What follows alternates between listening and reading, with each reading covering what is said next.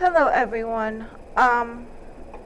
So I am starting this informative YouTube channel simply because here in the U.S., people have lots of commentary and questions about certain programs here in the U.S. And I'm finding when I'm going on like Facebook or Twitter or any of the local apps, people are asking questions. People are asking questions about disability information, social services, new to this country, moving, Section 8, educational replies, anything and everything that most people talk about. So this channel is going to be started specifically for the billions of people out there who just have questions and just don't know where to look for answers, or everybody's giving them different answers, commentaries. And if you don't like this channel, I really don't care.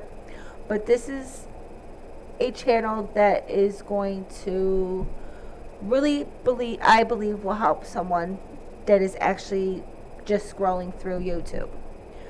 So my first video here, as you can see, it's going to be about temporary assistance. In today's society, a lot of people are having a difficult time. Young, old, high class, middle class, low class, and even the poverty. And a lot of them are asking questions and just don't know where to turn to. And a lot of them don't know if they're eligible or if they make too much, or, the big question also is, if I make too much, why am they not counting this? Why are they not counting that? How do they figure out my benefits? How do they calculate what my income is yearly? Why are they asking for this information or that information? And things like that. So this is a really important subject to a lot of people, and I believe it's going to help a lot of people. So this first video is about temporary assistance. This is just based off New York, but I figure live will be the same. If you'd like, I can extend this to other states and look into it. As a matter of fact, I may just do that just so I can cover everyone from every state, because I know everybody is different.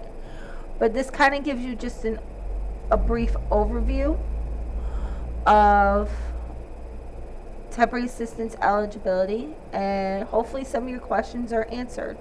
And we can go through, I'll show you how they calculate social services, because I've been there. I'm pretty sure a lot of us has been there and have either or are still there, and they want to know, how is our benefits calculated? How are they coming up with these numbers, and what are they figuring in, and why are they not calculating this? So we are going to just go through this little video, and I'm hoping it helps somebody out there who doesn't think they're eligible, that they're eligible. I'm also going to cover the food stamps assistance. Again, that's a big one with the way prices are on a rise. And I think as a society, we all need some sort of assistance one way or another. So I'm hoping this answers your questions. So I hope you enjoy this first video. This is based on temporary assistance, TA or TANF. And let's get to it. So this is the eligibility requirements, and it says each individual household circumstances are different, and several factors may impact a household's eligibility for benefits, including household size, situation, income level, and type of income.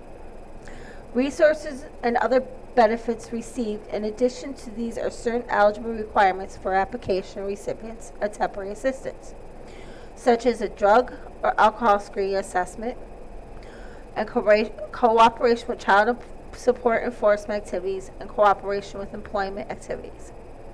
Now let's get into these things. For most sources of income, temporary assistance workers must calculate your ongoing benefits using gross level of income. Gross level income, I'm going to let everyone know, is the income before your taxes are taken out. That's one informational piece. Most people do not know that. Rather than what may actually be taken home after mandatory or voluntary deductions or adjustments. So we're going to get into these links. So let's go about, our rights and responsibilities. And this is New York's. So again, I will look into other states for everyone. But this is just a start. And I'm hoping this may help everyone who is thinking about public assistance, or who may need public assistance, or don't know how to get public assistance. So it says this is just a large format print. They do have regular print, but I did large print for you guys today. And this is just shows you, just regular things that are informative. They do large print. They have electronic file. They have special audio. They have braille assistants. They also have language interpreters. They're supposed to, and you can request them as well, to help you fill out applications. Okay, it says this is just the regular table of contents, and let's get into this. This is what you should know about social services. Through this book, we call the public assistance program temporary assistance. Officially, they are called family assistance and safety net assistance. This is just a little overview of the book, but we're going to get into the meat and potatoes of this, as they say. Your rights as an applicant. Your right is to be told that this program and help you to get it. Be told what you need to get these programs, apply for these programs, get an application where you ask for one. Now, you can turn and file the application the same day, or you can mail it back, okay? And it says, have an interview for medical assistance, Medicare Child Health Plus, Family Health Plus, medical buy-in programs for working with disabilities, Medicare services and programs. Sorry, I have a little cold. And there's no specific time frame, which in your representative must be interviewed. However, you must be interviewed before eligibility can be established, which means you must fill out an application and actually have an interview via in person or on the phone. For temporary assistance, this interview should be within 7 working business days. Now, this has changed since the pandemic. It's approximately 14 to 21, depending on how busy they are, and sometimes it's not until 30 days. But I know even going in person now, they are so backlogged that they are scheduling appointments sometimes not out for a week to a month. So I know it's hard out there, but again, let's go through this. So again, this has changed a little bit since this was actually published. For food stamp benefits, you have the right to request the in-office interview be waived in hardship situations. Hardship generally includes, but not limited to, an illness, a transportation difficulty, care of a household member, hardship due to a residency in a rural area, prolonged severe weather, worker training hours that prevent you from coming in during a social service district office hour. The office interview will be waived. Now, I have read a few hundred different times on different groups that people are getting cut off because they cannot go for in-person interviews, which is very sad, because they're not taking in the fact of qualification for this specific limitationals. So again, you can bring this to your Department of Social Services, and when you are looking into, your research or anything like that, or even filing complaints, let them know that they are not following this guideline.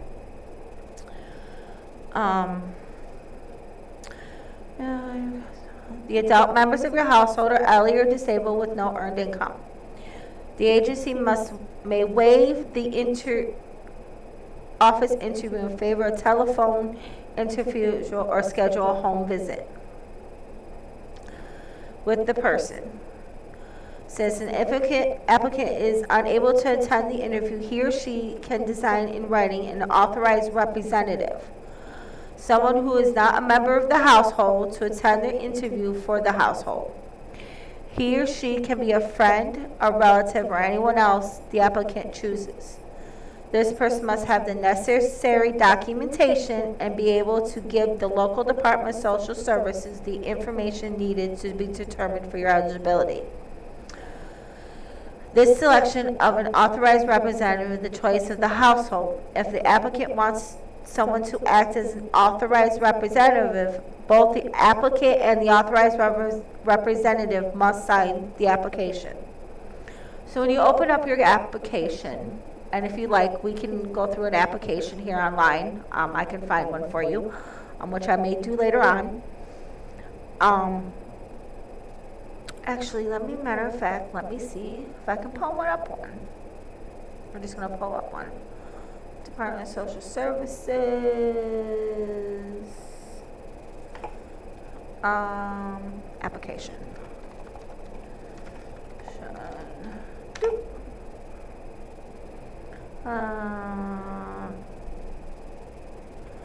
Let's just get one of our local ones. Okay. Can we find a PDH here?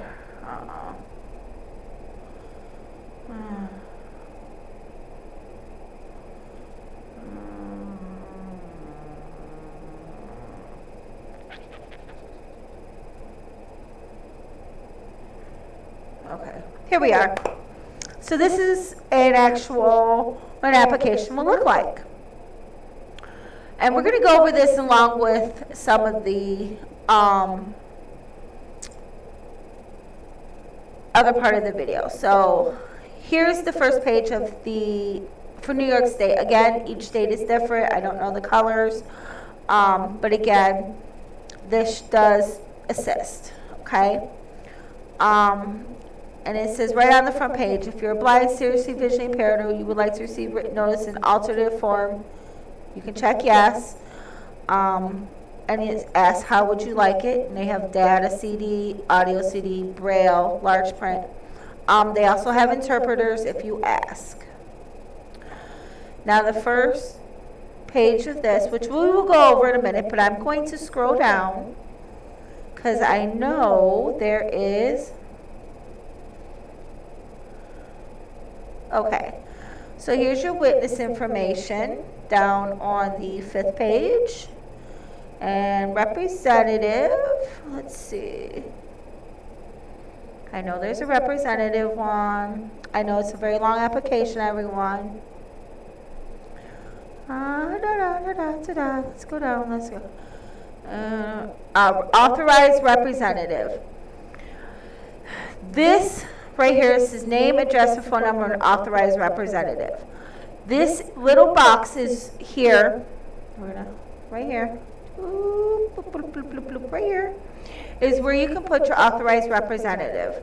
That's what we were talking about, the friend, the family member, or even a social worker can put in this information and they can go in and do your interview for you as long as they have the documentation needed. Okay, so I did want to show you that there is a little representative spot. So let's go back to what we need to know. And again, I will go back to the application to show you how to fill out an application, okay? Okay. If you are able to apply for temporary assistance, you tell us today that you have an emergency. We must interview you today about your emergency. We must also tell you writing today about our decision on your emergency. We must also tell you writing today.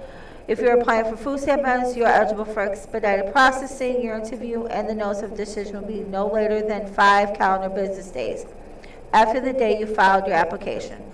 Again, this time structure has changed depending on where you live in the county or states. Sometimes it's 7 days, sometimes it's the same day, sometimes it takes 24 hours added to your card. I know housing wise, which is classified as a severe emergency, they do same day, at least they're supposed to be, but we'll continue with this. Bring someone to your interview to interpret for you. If you need an interpreter, the agency will arrange one for you. You cannot be denied access to services because you're not fluent in English.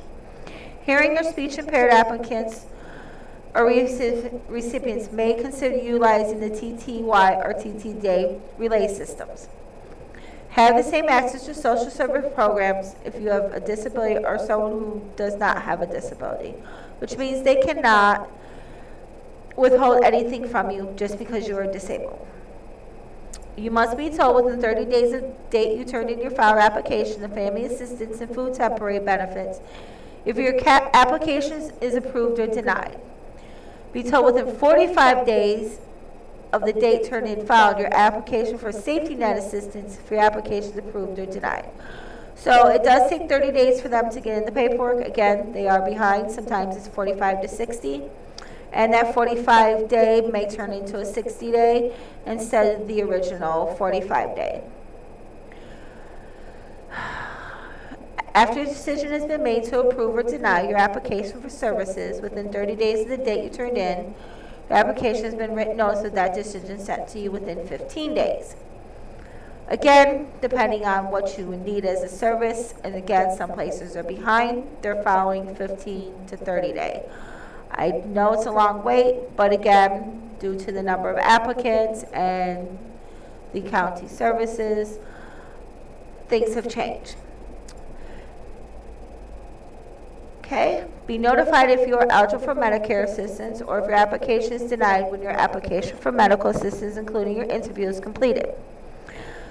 The time for you to be notified varies. Pregnant women and young children must be told within 30 days of filing the application. Again, it may be a little later. Sometimes it takes 60 to 90 days for everything. If a person is eligible, it depends on disability status. This person must be told of the eligibility decision within 90 days of filing an application.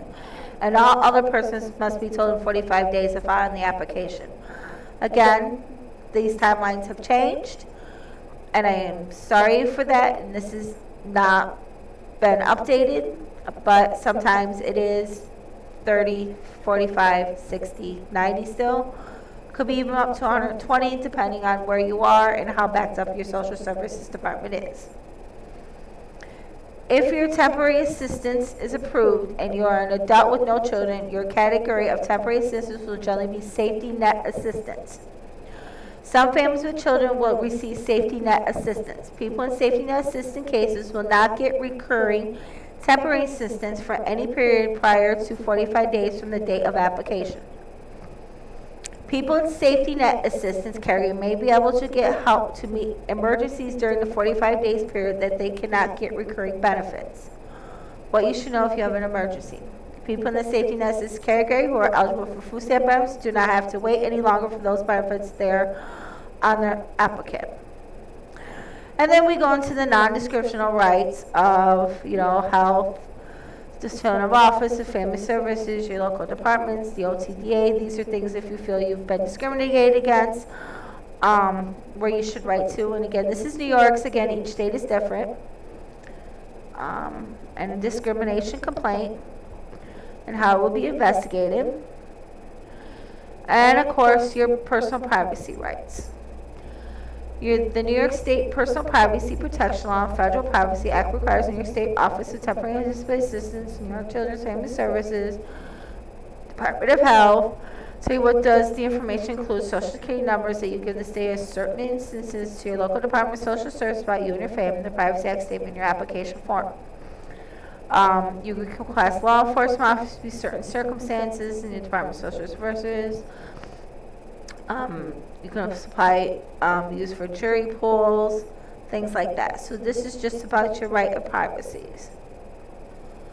The Unemployment Services Division, New York Consumer Office and State are asked if you were getting unemployment benefits. These are things that they ask for. And it says if you're applying for getting temporary assistance, which is cash assistance, medical assistance, we may give your children social security numbers to their non-custodial parent in order to enroll the children in their non-custodial parent's health insurance coverage, and if necessary to begin child support enforcement services. If you're applying for medical assistance only, we may pursue the non-custodial parent of your children for medical support only, which is yes to child support. You may not receive the child support, but they will put you on child support to cover medical assistance for from the non-custodial parent.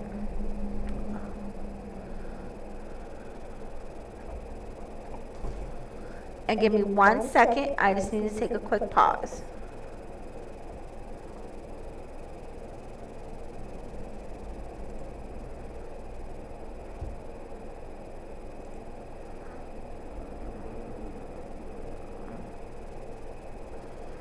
So, and I will just be right back, and I'm just going to actually leave this up here for a minute.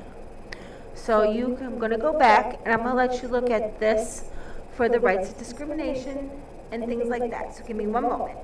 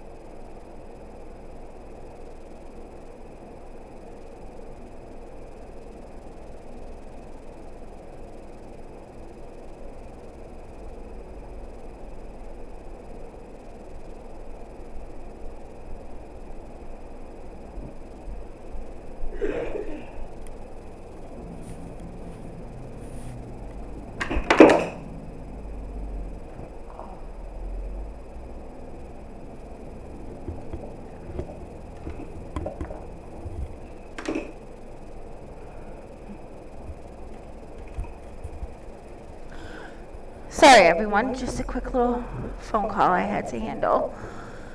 And I will go back down to where we were. Okay. Again, we were just talking about things that they asked for when applying for TANF. And it says, Unemployment Insurance Division, New York State, and similar offices in other states are asked if you or were getting unemployment benefits. They may ask for banks may be asked to see if you have a bank account or confirm that you have one and how much money is in your account. Schools may be asked to confirm that your children go there or are attending school. The Department of Motor Vehicles may be asked if you own a car. The Social Security Administration is asked for unemployment information to see if you are getting permission on disability benefits. The Department of Defense and Veterans Affairs are asked if you are eligible for and or receive compensation or pension benefits. The International Revenue Service may be asked about federal tax information or 1099s. Everyone 1099s, or for people who work independently, such as contractors, salespeople, streamers, things like that. If you're applying for any or in receipt of any temporary assistance to determine your income resources. So, with this stated, they are now asking for other verification of funds. Cash App, BMO, PayPal, and a few other ones. Green Dot. This is because, everyone, when you put down your Social Security number, they will now run Social Security numbers into different divisions now and determine if you are receiving any income in which you are not stating. This is new to this year after 2020, and it's become a big thing because people were receiving certain funds through other things, such as Facebook sales, product sales through like Avon and things like that. We all know about, what is the big one now? And people have actually been caught with it lately, not claiming their money. Fan pages, MyFans, OnlyFans. Again, ways to receive money. They are starting to look into these things now because those are classified as incomes. And people are saying they don't have an income, but they have an income. Same thing now that I'm streaming, and if I receive any income off the streaming, I'm going to have to apply a 1099, which means, you know, if I attend for social services, they're going to count it, which is fine with me. It really doesn't bother me. It's not like, unless you're a big major streamer and get millions of dollars, does it really affect you? Personal privacy rights also may be to all medical assistance service applicants and participants. All this information you provide on medical assistance application remain confidential. The only people who will see the information, the enrollment in facilities, the state or local agency, health plans, we need to know this information in order to determine if you're eligible applicant and if your household members are eligible. The person helping you with your application cannot discuss the information with anyone except a supervisor of a state or local agency, health plans, which is needed in this information. You may use a confidential mailing address if you do not want information concerning relative to the family program benefits to your regular address. Besides using information given to us in the way, the New York State Office of Temporary Assistance and Disabilities, OTDA, also uses the information for program planning, management, and take to ensure local departments of social services are doing the best that they can and quality control. The New York State Office of Temporary and Disability Assistance, OT, also is doing research to learn whether our programs are effective in helping temporary assistant applicants and receive funds and keeping jobs. To carry out this research, if necessary, to track wages to support temporary assistant applications for up to 10 years. Again, this goes into the rest of your rights to look into as your records. Once you apply for money or other help, 2 kinds of records are kept about your case. Usually you have the right to look at these records. You may not be able to look at all records. For example, you may not be able to look at our part of child support, adoption, foster care, child protective, preventive records. Your worker can explain these rules. This goes into records. And how to claim them. If you'd like, I can review them real quick. And conference and hearings. We're just going to review these real quick. And I can go into more depth if you need to. Case records. The first type of record is called your case record. It contains all the papers about your case and is eligible through your local Department of Social Services. Your case records may include your application, copies of birth certificates, pay stubs, notes taken by the worker during your interview, and other information regarding your case. Usually you have the right to look at your case records during work hours. However, you must ask your local Department of Social Services ahead of time in order to do this. It is free of charge, and you could ask for copies of papers that in your case record, but you may have to pay for copying the papers. If the papers will be used or are needed for a fair hearing, copies of them must be given to you for free. Computer record. The second type of record is kept on computer systems, maintained by New York State Department of Temporary and Disability Assistance, OTA. The New York State Department of Health, DHO, or the New York State Office of Children and Family Services. This information about your case is put into the state's computer system by your local Department of Social Services or by a volunteer authorized by agencies that provide services to you and your family. Most cases, you have the right to see your computer records kept by the state. And John, you should make your inquiry to the local Department of Social Services to which you applied or that are providing services to you and your family. You can consult your worker with a direct request. And if you'd like, this is your claim number and unit for this. Again, this is New York, and I'm sorry I do not have every state listed. Again, I can look into further applications for other states, which I, again, may do to help assist everyone. When you write for copies of your computer regards to personal privacy protection laws, New York State agencies within 5 working days of this, they get your letter.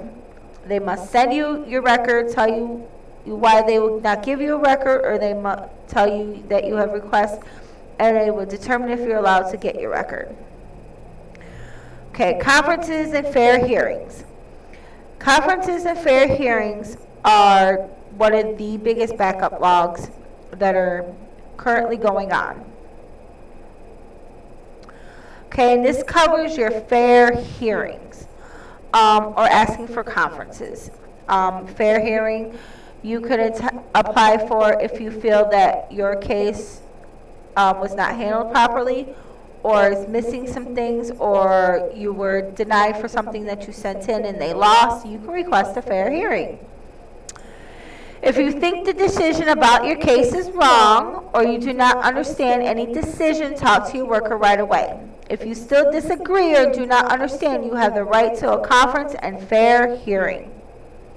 A conference is when you meet with someone other than the person who's made the decision about your case. At the conference, this person will review the decision. Sometimes a conference is the fastest way to solve any problem you may have. We encourage you to ask for one if you have requested a fair hearing. However, conferences are voluntary, and you can request a fair hearing if you do not request a conference. To ask for a conference, call right to your local Department of Social Services.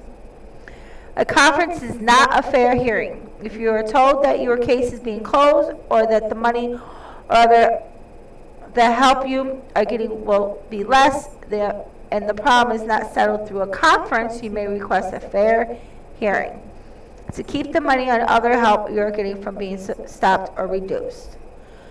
Fair hearing is a chance for you to tell an administrative law judge from your Department of Social Services and Disability Assistance why you think the decision about your case was wrong. The state will then issue a written decision which will state whether the local Department of Social Services is right or wrong. The written decision may order the local Department of Social Services to correct your case. So reasons why you might be asked for a fair hearing. You agreed to withdraw your application, but you feel you were given incorrect or incomplete information about your eligibility and the covered programs. Your application for temporary assistance, medical assistance, food stamp benefits, service, child care, or even home energy assistance, HEAP, is denied, and you do not agree with the decision. You apply for temporary assistance, food stamp benefits, services, or HEAP, and more than 30 days have passed, and you have not been told if your application has been approved or denied. For some adults applying for temporary assistance, this decision may take up to 45 days. Okay, these are the rest of the reasons for, again, you believe that your temporary assistance, medical assistance, service, child care, or HEAP are inadequate. You apply for medical assistance and have not received a notice telling you if your application has been approved. If you are pregnant applying for a young child, you should get a notice within 30 days. You're applying a disabled person, eligibility determined takes 90 days. Everyone else should take 45 days. If you are told that you're able to work or to participate in employment or unemployable and you do not agree with this, you think the amount of your temporary assistance or food stamp benefits or care benefits are wrong. You're getting medical assistance or child care benefits, but you have not paid part of the cost. You think your share is too much. Medical assistance is paying for a service and you have not been told that your service is being reduced or disconnected, and you do not agree with this. You apply for medical assistance waiver program and have been denied. You've been told that due to abuse or medical assistance, you must get your medical care from a main provider reception restriction program. If you do not agree to this, see your responsibilities section 14, which we'll go over. You are getting temporary assistance, medical assistance, food stamp benefits, or services, child care, been told that your case is being closed. You were asked for removed cash electrical benefits, EBT benefits to be reissued to you, and they were not reissued. You asked for adjustment correction for your food stamp benefits or EBT account, and the request was denied. Your food stamp benefit EBT account was reduced to correct EBT system errors, and you do not agree with this action. Your local Department of Social Services uses part of your temporary assistance paid directly to you for your bills, such as your heat, rent, utilities, restricted payments. You do not agree with this. You ask for more assistance or services for special needs, and you are told you cannot get it if you do not agree with this. You're getting temporary assistance or food stamp benefits, services, or child care benefits each month, and you are told that you will be getting less. You're told you received your overpayment for the child care service, temporary assistance, or food stamp benefits, and you were told you will have to pay the overpayment, and you do not agree. The overpayment, or you do not agree with the amount of the overpayment. Time limits to ask for a fair hearing. As medical assistance, food service care, call right away because there is a time limit. If you wait too long, you may not be eligible for a fair hearing. If you do not get notice about your case, and again, it goes on to talk about other reasons for a fair hearing, stop or reduce payments, losing a fair hearing. If you lose a fair hearing, temporary assistance and medical child care will receive a continuous while waiting for a fair hearing. This means that your case will stay open as long as you're waiting for a fair hearing until the fair hearing has had some sort of completion or determination. If you do not want the money or help you have been getting to stay the same until fair hearing decision is made, you must tell this to the New York State Department. If you do not agree to notice about your case or your money or help is stopped or reduced, you can ask for a fair hearing. What you should do for a fair hearing, these are things you should have: doctor statements, receipts, pay stubs, leases, bills, anything which they say, we didn't receive, we didn't have notice for, we don't agree with this, we don't agree with that. These are things that you guys should have when you go into a fair hearing, even in the Department of Social Services, to help with your case. Let's go down. These are fair hearing requests, temporary assistance employment rights, And let's move on. Okay. For temporary assistance and employment rights. And I'm sorry this video is going to be quite long, but I'd like to help everyone with this assistance. As a temporary assistant, you may be expected to look for work and to participate in activities that will help you get and keep a job. If you do not have a high school diploma equivalent to such as a D diploma, you may be required to participate in an educational activity program, your basic skills, or obtain a high school equivalency diploma. Which means if you do not have a high school diploma, you will probably be placed in a GD program or some sort of work assistance program to help you with this.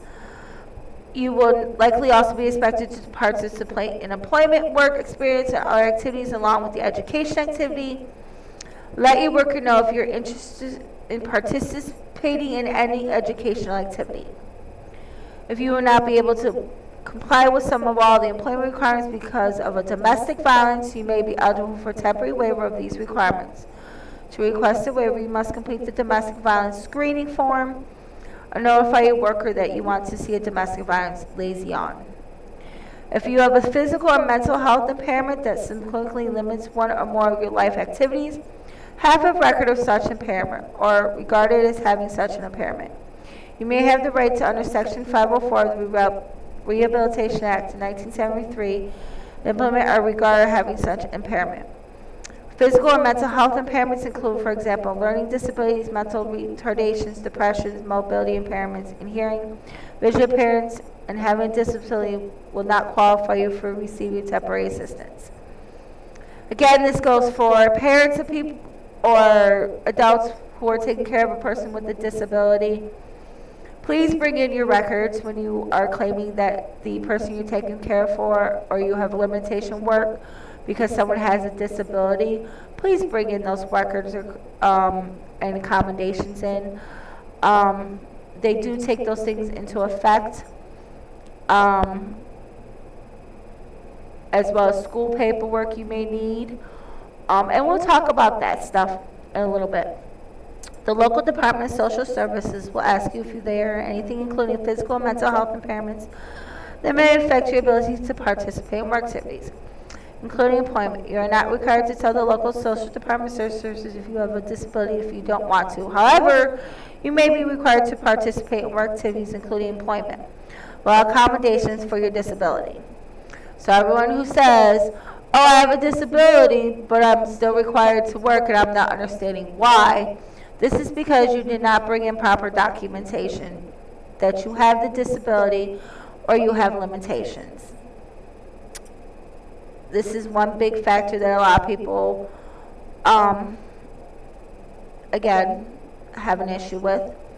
And this is disability-related appointments, accessible work sites for those with mobility impairments, special programs, disability quality documentation. Local Department of Social Service will assign you to work activities that are consistent with your limitations.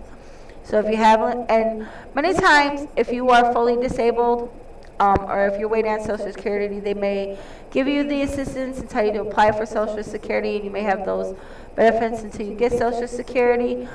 And if Social Security does not work out, again, you can still stay on social services. You would just be limited to what you could actually do. And sometimes you're still actually not able to do the work part. So again, really bring in your paperwork or documentation and disabilities. If your local Department of Social Service assigns you to work activities, okay. It says if you do not work with activity assignment and you think you're unable to perform the assignment due to health-related limitation, including if you do not think your local Department of Social Service adequately accommodated your disability, you may request a coalition conference. Again, those conferences, and you also may request a fair hearing. These are where the fair hearings come in. If your local Department of Social Services assigns you to a work activity assignment and you do not do what you are required to do, you may be offered the opportunity to request a conciliation conference. Conciliation conference is meeting with the staff from your local Department of Social Services why you did not participate. If your local Department of Social Services that you had good cause for not participating when you were required to, you may not be sanctioned. If you do not agree with your local Department of Social Services and do not have a good cause for participation, if you do not request a cancellation conference when you're offered one and your local Department of Social Services sanctioned you, you may also request a fair hearing. You should from local Department of Social Services need help with expenses such as child care, transportation in order to participate in work activities, including employment. If you indicate that you need help with any employment or work activity related expenses, the local Department of Social Services will inform you how to access any available resources you provide. Reimbursement to cover the cost of expenses that directly determines are necessary. If you participate in work activities, you are able to locate necessary child care for a child who is under 13 years of age. The local Department of Social Services will help you locate child care. Food stamp benefits.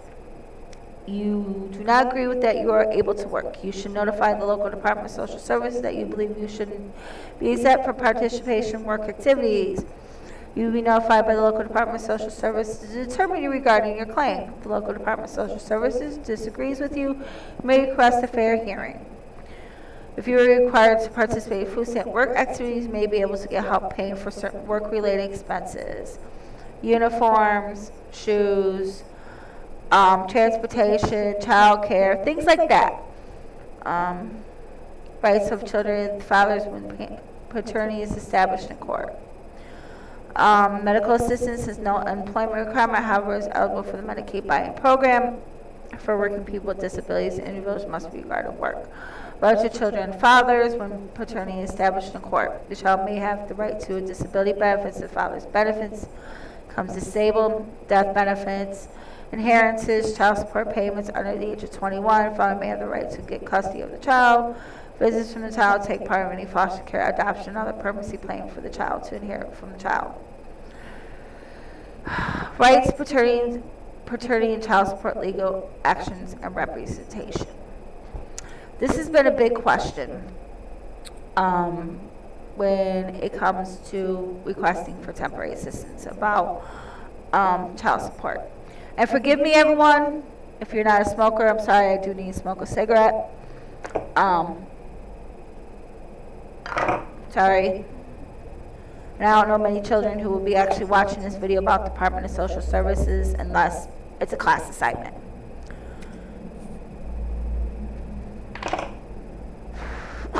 So, pardon me. Okay, rights regarding paternity and child support. Legal actions and representation. You have the right to be told about any paternity or child support decisions involving your child, including the right to be informed on the time, date, and place of such court decisions or actions. You have the right and may be required to appear in court at the time of any paternity or child support action involving your child. Any paternity or child support actions are brought in court, your local Department of Social Service will have a lawyer or other representatives who will only try to prove your child's paternity. The lawyer representative only represents the local Department of Social Services, not you personally. The lawyer will not handle any custody, visitation, or other legal issues not related to child support.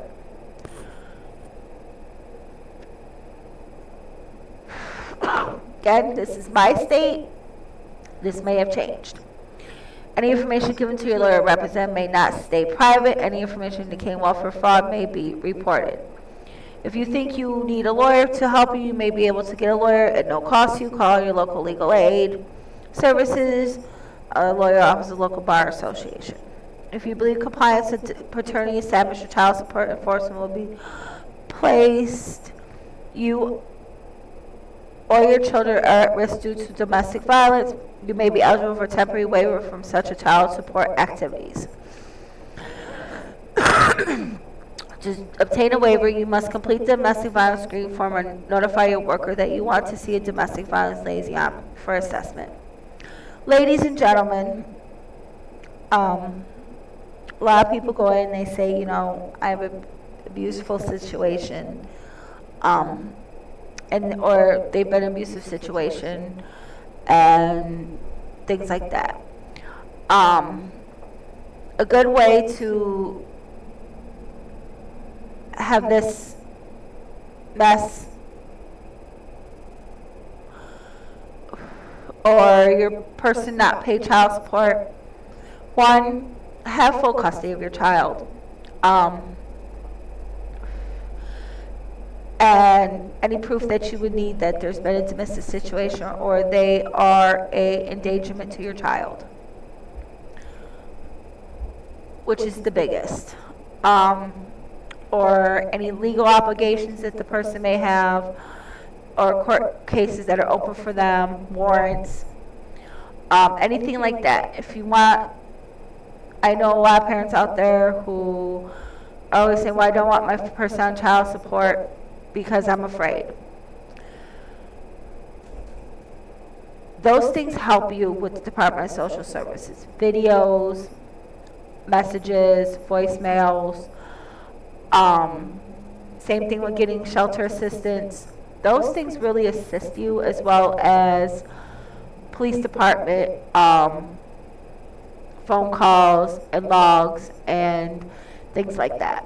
So ladies, there's definitely a way for assistance if you're a domestic violence person. And the things I just gave you are a good way to make sure the person does not know where you live, or you don't have to go to court for child support if you're afraid of a domestic situation. Rights regarding child care. You have the right to receive information about how to locate a child care provider. The information should be provided in a number of ways.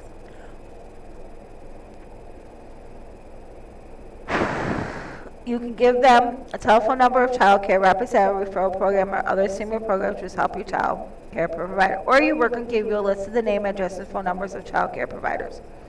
You may have the right to choose a child care provider for your child that should be provided who is licensed or registered. It could be a relative, friend, or family, or trusted neighbor. If you choose someone who is not licensed or is registered, they will need to complete a child care enrollment form so they're eligible for payments. This means if you have a person that you trust with your child that is a family member, they can go in and fill out the paper for child care enrollment, and Department of Social Services will pay you to take care of that child. What does this mean? It means that you receive an income from the Department of Social Services for a fee that you consist of doing a job. This also may affect your food stamps and your temporary assistance or whatever you receive, and it also allows you to claim taxes at the end of the year. Again, it helps both, and it may limit some people, it may help some people, it may backflash. But I do want to let you know that if you're the person that you are having to take care of your child enrolled, they are getting a paycheck and it is classified as income. You are eligible to guarantee for applying for TA and choose child care instead of TA. If you are receiving TA and ask that the TA case be closed. Your income is with TA limits. You are working the number of hours required. Your child care for a child under 13 so you can work. You are using eligible child care provider. If your temporary assistance decides all you really need is child care, your worker can tell you how to apply for child care guarantee. If I receive TA and otherwise eligible for program, you will need to close your TA case in order to get child care guaranteed. If you choose your child care assistance instead of receiving TA and child care, you will have to pay part of your child care costs. It's called your family share fee. The amount that you pay depends on your income, eligibility, and what the provider charges. You may still be eligible to get food stamp benefits even if you request to change your applicant for temporary assistance to request for child care assistance to close your TA case. TA case to get child care assistance that you receive temporary eligibility determination for food stamp benefits. Okay.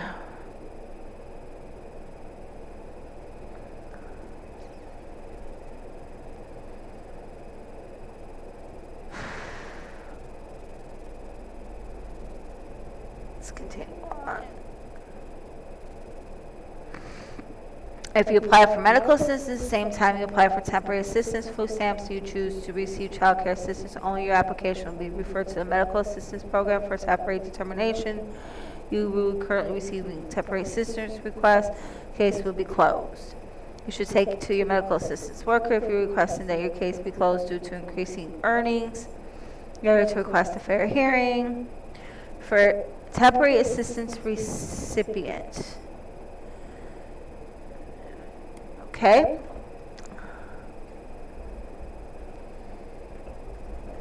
We still have not gotten to any things that they require for temporary assistance.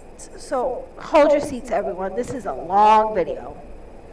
We're about halfway through the handbook. Your temporary assistance cannot be reduced or ended because you are not participating in work activities. If the reason you are not participating is because you have an appropriate, accessible, affordable, suitable child care for a child under the age of 13.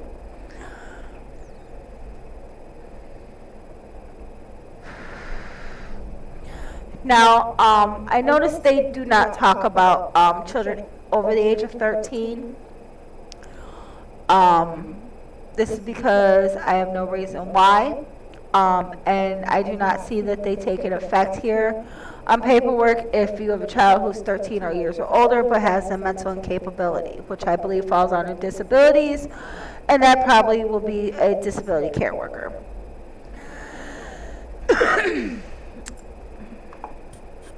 One moment. Babe, your cat is scratching at the door. You're unable to find child care provider on your own. Your worker must provide you with two choices of child care providers. At least one of the choices must be child care provider who is licensed or registered with the New York State Department of Health, Management, and Hygiene.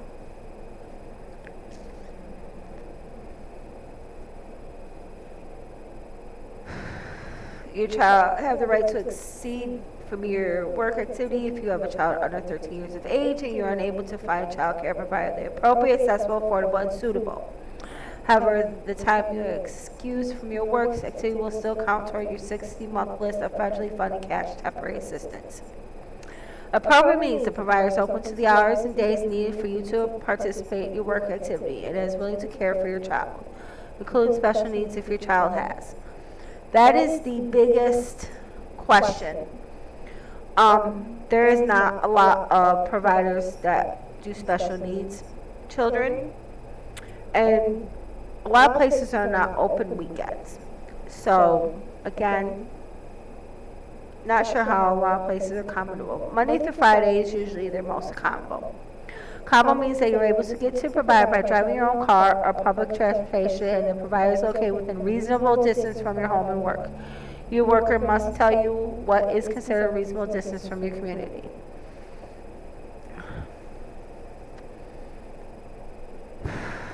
And the other problem with that one is a lot of the providers that are already within your reasonable distance sometimes are full or do not accept Department of Social Service payments. I have also found. So I don't know how they regulate that.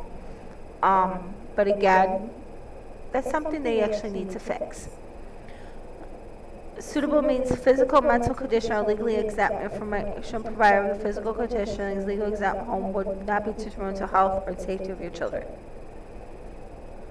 Suitable means a physical or mental condition. Okay, affordable means you have enough money to pay your share of the child's care costs if you are required to pay a share of the cost. You request a fair hearing to reduce your or end your temporary assistance. Rights regarding support passed through excess.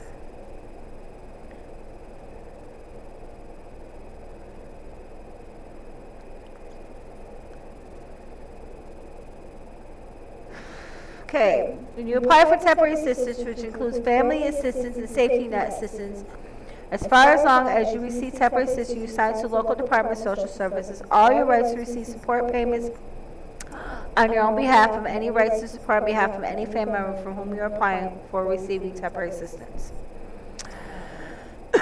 As of October 2001, you apply for temporary assistance. As far as long as you receive temporary assistance, you assign to your local Department of Social Services your rights to receive payments on your own behalf and any right of support on behalf of family members whom you're applying for assistance is limited to the amount of support that occurs where your family member receives temporary assistance.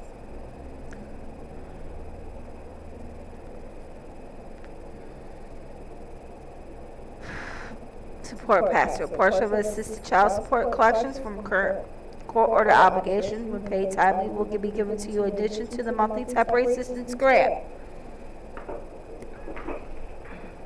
The portion of child support payment given to you collected pass-through payment.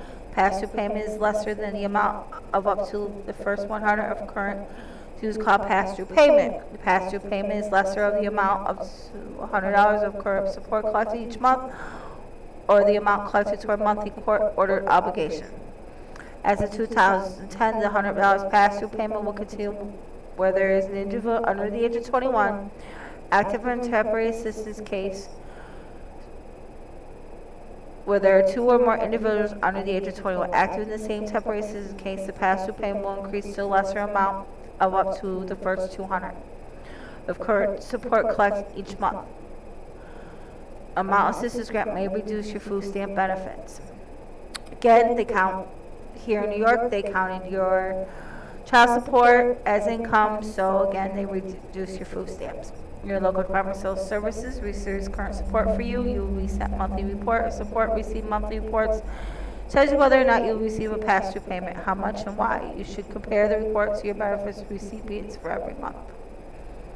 So yes, they do take a portion of your child support to pay off what they need to pay off, and anything left over they give to you, and then that's classified as an income, so therefore it reduces their payments, and it also reduces your food stamp payment. Nice, huh? You will get a pass-through payment for the month after your local Department of Social Service receives current support payments for you. The pass-through payment is paid once a month. If support payment is current, if it has paid in the month which is due, support payment might be paid on time by the non-custodial parent, must be received by your local Department of Social Service. Must happen if your employer is taking the support money out of the non-custodial parent paycheck but sending it late. Current support also might be received late if the non-custodial parent is making the support payment in another county or state that office sends the payment in late. As long as the non-custodial parent pays the support of the month when it is due, your local Department of Social Service receives the support. You will be paid a pass-through the payment for each month. Excess support may assign child support collections receipt will be paid to the state and to the local Department of Social Service for reimbursement up to the total amount of temporary assistance that has been paid to you. You're entitled to receive any support called the exceeds the total amount of temporary assistance paid to you in addition to your pass-through payment that you're entitled to receive. If you feel that you may be entitled to a pass-through payment or exceed child support, here's the phone number obtained from form requesting desk review of your payments. You should request a desk review soon after you believe a mistake has been made, because the first level desk review only covers payments for the calendar year of your request, and then for a year before the year of your request. The service will review your case and issue you a written response for 45 calendar days. At the date your written request is received, under certain circumstances, 75 calendar days. As a part of the desk review, you will be able to be given information to the desk review. Staff will review the appropriate records and the information you provide to make a determination as to whether you are owed any child support. If after the first level desk review has been completed, you are not satisfied with the determination, you may ask for a second level desk review. By completing the second desk review, will provide you for first level desk review and determinations. The second desk review is review of conduct by New York State Office of Temporary Assistance and Disabilities. And again, it goes on to talk about child support and how they're paid and then you receive.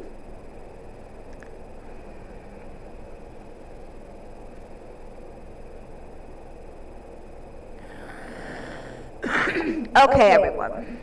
Your right to ask for restricted payments for temporary assistance. Most states, most counties automatically take out your rent and your monthly stubs of your monthly temporary assistance. You can also have any other bills taken out. If you're applying for getting temporary assistance from the Family Assistance Program, you have the right to ask your local Department of Social to restrict all or part of your temporary assistance grants to pay your bills such as heat, rent, or utilities directly. To restrict your temporary assistance means that part of your temporary assistance will be paid to someone else for you. For Example, if you ask your local department of social to restrict your rent money will be sent right to your landlord every month instead of being given to you and your temporary assistance cash benefit. To ask this, that your temporary assistance be restricted, ask for a request for voluntary restricted payments form. Fill it out and return it to your local department of social services. You can stop voluntary restrictions by writing to your local department of social services. The voluntary restrictions must be supported within 30 days of when the local department of social service gets your request. However, the local department of social service may decide to restrict all or part of your grant for administrative ease. If you request a restricted grant to be paid for heat and or domestic energy bills, your heating allowance and or budget billing amount for your domestic energy will be restricted from your grant. At least once a year, the local department of social services will compare your energy bill to the amount restricted from your grant. If the total amount billed is less than the amount restricted from your grant, the local department of services may pay you the difference in cash. If the amount is billed more than the amount restricted from your grant, the difference will be recouped from your future temporary assistance grants.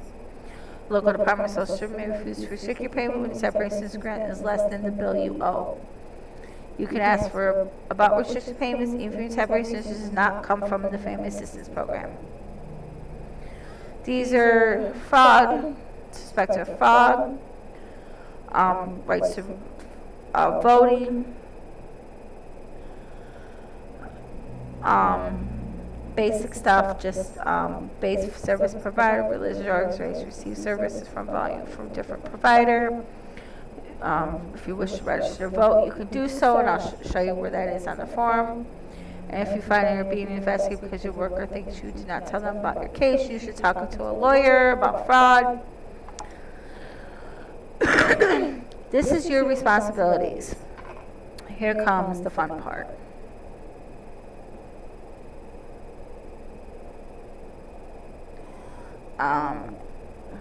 Proof.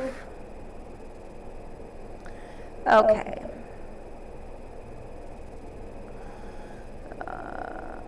Responsibility to prove truthful and accurate information. When you're applying for or getting help, or when you are not legally responsible caretaker, relative applying for or getting temporary assistance from a child, not applying for getting help yourself, you will be asked to provide proof of certain things such as these listed. Your responsibilities in Section 3. It's your responsibility to provide proof. You're applying for getting temporary assistance or food stamp benefits. Or someone else, your case has been found guilty of lying about concealed money, property, or resources. You may lose your temporary assistance and food stamp benefits. This is called an intentional program violation. If you are found to have committed an IPV, internal program violation, by a court or state administrative hearing, you will be disqualified. This means that you cannot get temporary assistance for a certain period of time. The life depends on your guilty and how much you took it out. You have to pay back money or food stamp benefits to begin to get your benefits again. They will be reduced until you have to owe or pay back if you're found guilty. If you live with other people and other people continue to get benefits while you work disqualified, the other people might also get less of benefit. You may be disqualified from getting any assistance, including medical assistance, or you may be reviewed to determine you are eligible for just medical assistance.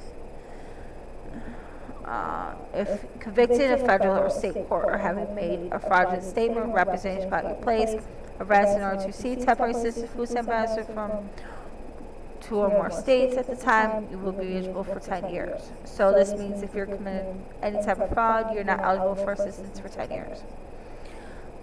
There's a 6 months disqualification, an IPV of less than 1,000, 12 months disqualification, 18 months. If you've spent out 1,000, 3,000 in fraud, 18 months disqualification, 5 year, anything above 3,900, 5-year discrimination fourth. This talks about food stamp benefits. Will not be able to get food stamp benefits if follows 1 year, 2 year, 3 year permanent disqualifications. And this is if you guys commit fraud or you receive an income and you're not telling them about it. This is the penalties they can hit you with, along with jail time.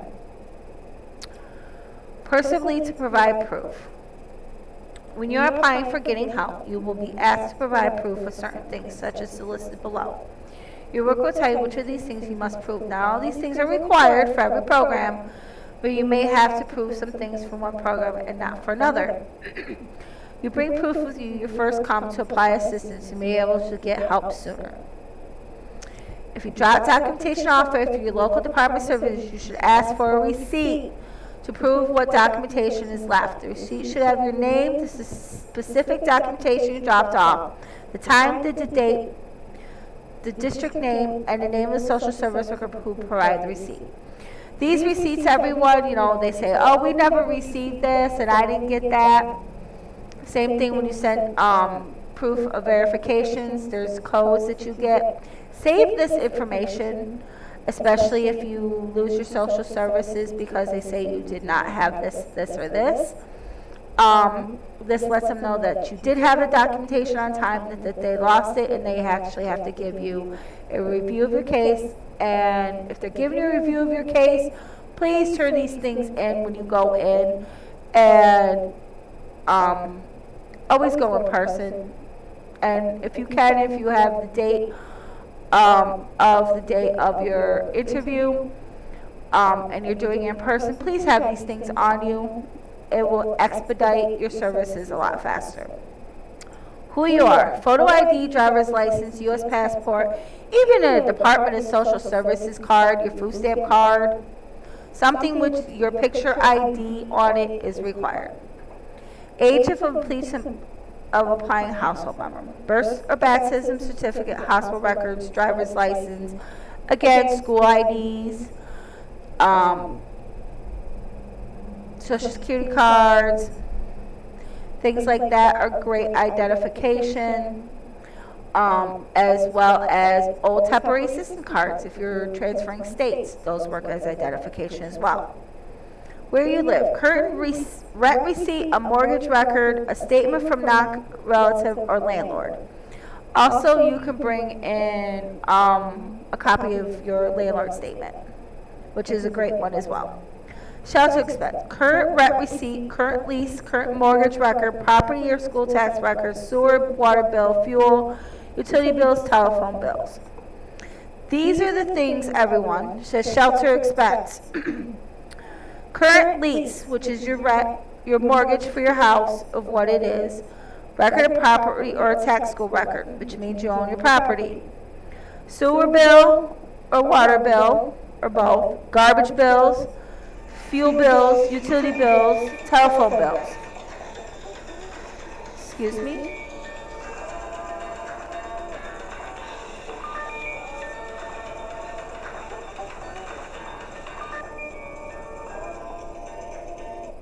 Hello? Hello? Hey, are you there? Hello? Hello, this is Lucy from Certainty Insurance. Can you hear me?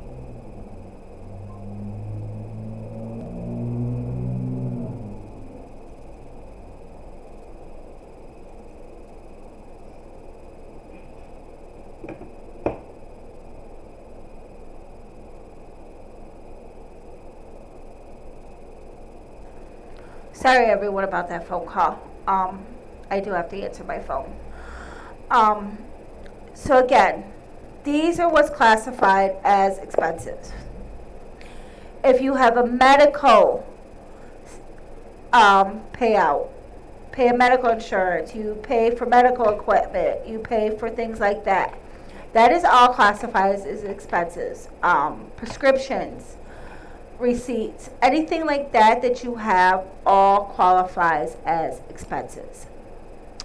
And we'll get into a moment why they don't qualify. Car payments, cars, certain things like that. Now, they may qualify you for cars and car insurance if you have a person with a full disability and you use that vehicle for that person as a disability, which means use them for transportation, only for the transportation the person with a disability. What does that mean? That means that you live with a person that has a disability and they have issues riding the bus, or the school doesn't conform bus care for them, or they require certain harnessing for transportation and the school doesn't provide those things. If you constantly have to see specialists, require medical. Again, those things may have a change in them when it comes to an expense due to the fact that you're supplying somebody with a disability transportation where it is not normally used.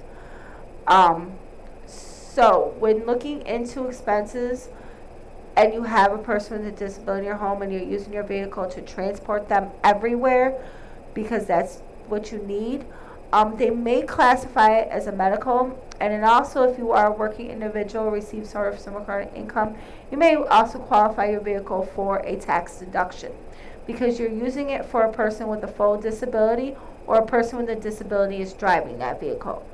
This is something most people do not look into, no matter what state that you're in, because everyone says, oh, a vehicle is necessary. Well, most people who are poor do not have a vehicle. So, vehicle, when it comes to that sort of thing, and insurance, if you're supplying somebody with a full disability and you're taking care of someone with a disability, that vehicle may be used as a medical or a shelter of life expense due to the fact a person with a disability is in that household. Just to give you a heads up. Social Security cards. Proof that you have applied for Social Security numbers for everyone in your household who is applying for help. If you if you're a temporary assistance, food stamp benefits, or medical assistance program, if you ask for your Social Security number, you may provide us with the number if you have one. We cannot verify your number with the Social Security Administration. We will have to provide proof of your Social Security number. If you do not have a Social Security number, you may apply for one in order to receive benefits. For service programs, some services such as foster care, child protective, child service, counseling, and financial funding services may offer which require the Social Security number provided. Other services may require your Social Security number as well. For food stamp benefits program, citizens must be documented only if questionable. The local Department of Social Services restricts. Services district must report the name and address of other identifying information known as alien who has been determined by Immigration Neutralization Services or the Executive Office Immigration Review, such as final or order deportation to unlawfully United States. This information be shared to the Department of Homeland Security. This does not apply for medical assistance. Some services are applied only to a person with a proper immigration status. We are therefore requesting immigration status for all applicants in order to determine service for which application may qualify. You must prove that your child is receiving child care benefits and legally residing in the United States. Okay.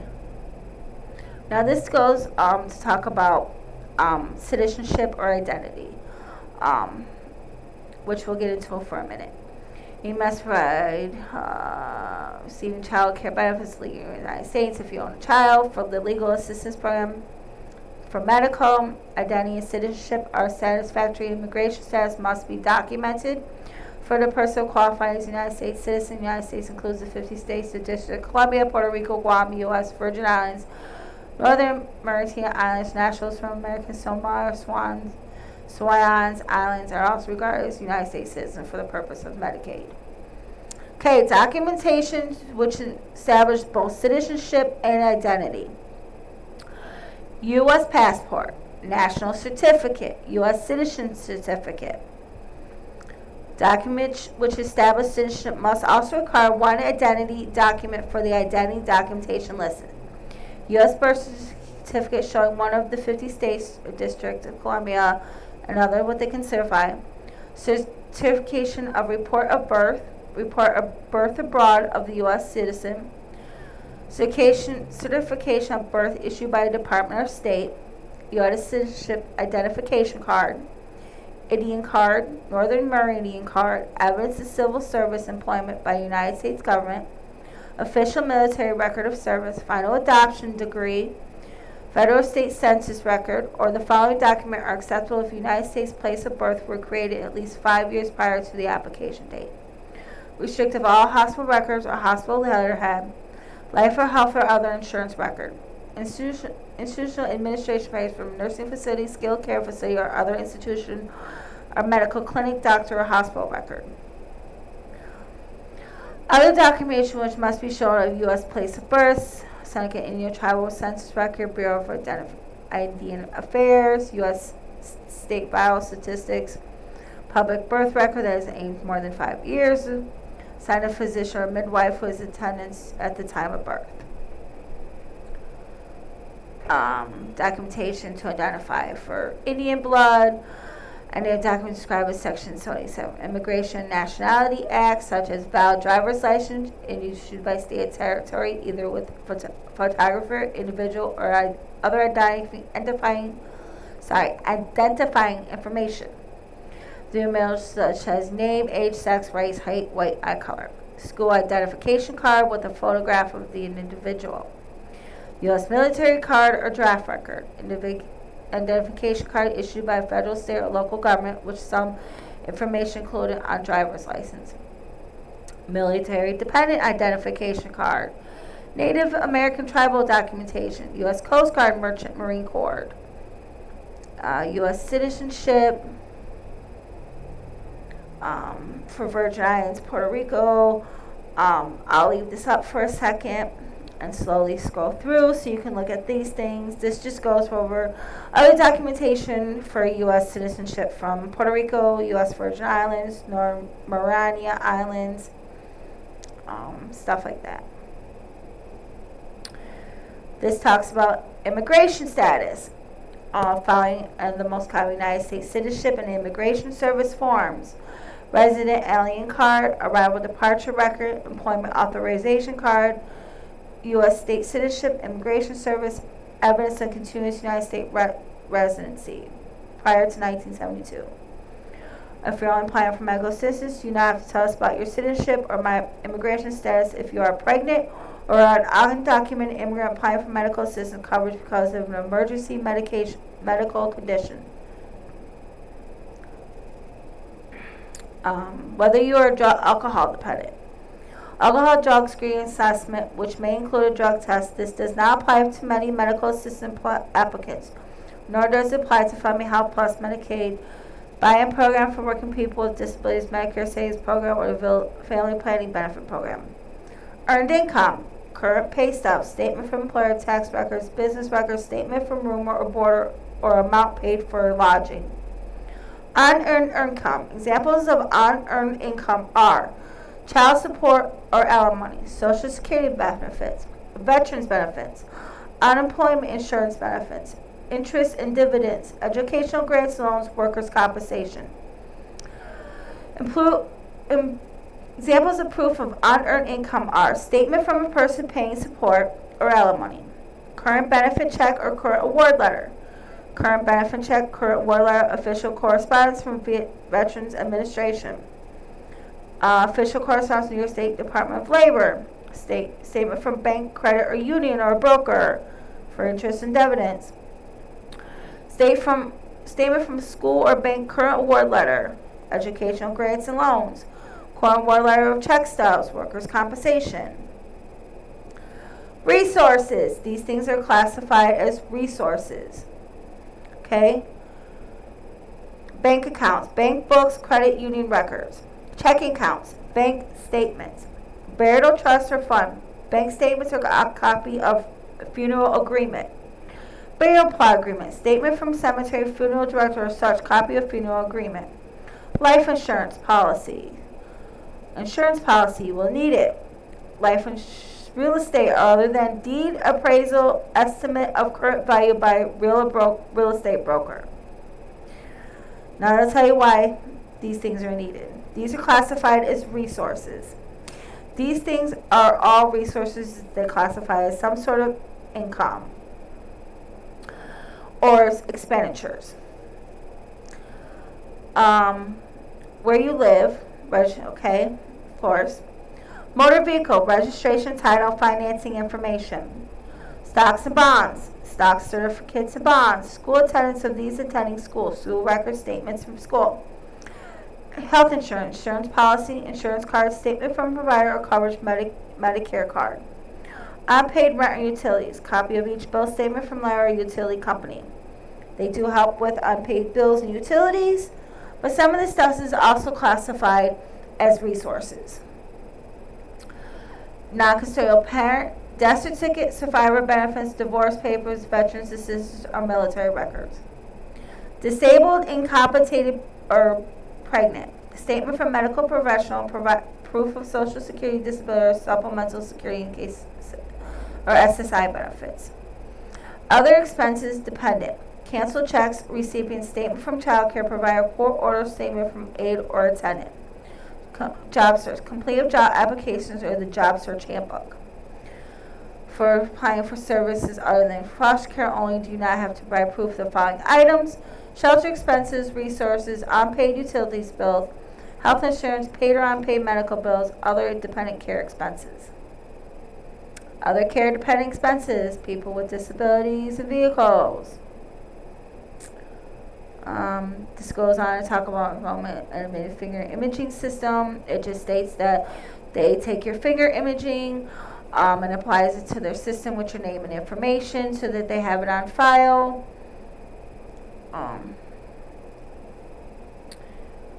General information on changes and resources of income and household, who's moved in and out of household.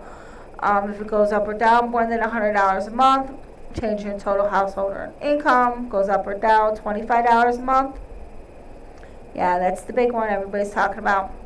If we send some public resources, such as Social Security benefits, unemployment benefits, change your total household earned unearned income, which goes up or down more than $100 from a private source, change of 100 or more in court ordered child support, change the number of people in your household, new address, different car or vehicle, increase your household cash, stocks, bonds, money in the bank, savings, tuition for total cash savings of household members now amounts to $2,000 or more, three or more if one household member is disabled, 60 years or older. So let's say that you can only carry up to $2,000 in your account, and only $3,000 if or more if you have a household member that's 60 years or older or a disability. You must report all changes. Same thing, receiving food stamp benefits required for adjusted body able adults with dependents. Your monthly participating in employment on the work days fall below 80 hours. At least have a change must report within 10 days. Get a job or lose a job of the hours. Number of people in your household changes. Non-custodial parent returns. Child leaves home or comes back. You're pregnant. You just had a baby. Income working hours changed or stop getting other income such as Social Security, child support, unemployment, pensions, retirement benefit, workers' compensation, money from a room or board or other, renting a house or an apartment to another person, tax refunds, earned income tax credit, food stamp benefits only, any other money you get from working or from any other way. Your address changes, amount of your rent changes, you start getting more help to pay for housing, such as a subsidy from the government. Child under age 18 leaves school, required if you're applying for just Medicaid assistance. Child 16 or older in your home leaves school, not required if you're applying for medical assistance. Adult in your home goes into a hospital, gets sick, or has conditional effects. Is her being able to work, to participate in employment activities. You learn any new information about non-custodial parents, such as where the parent is. You get married, separated, or divorced. You're the family member of health insurance, even if someone else pays for the insurance. You're applying food stamp benefits. You do not have to prove this. Or someone who lives with you receives property. You're someone who lives with you transfers any property or money to you. You're someone who lives with you gets hurt in an accident, gets medical treatment paid by medical assistance. You know, the person who caused the accident. Child will be out of the home 45 or more consecutive days, 30 days for medical assistance. Lump sum payments and non-one-time payment. So everyone, let's talk about this. Will this affect me?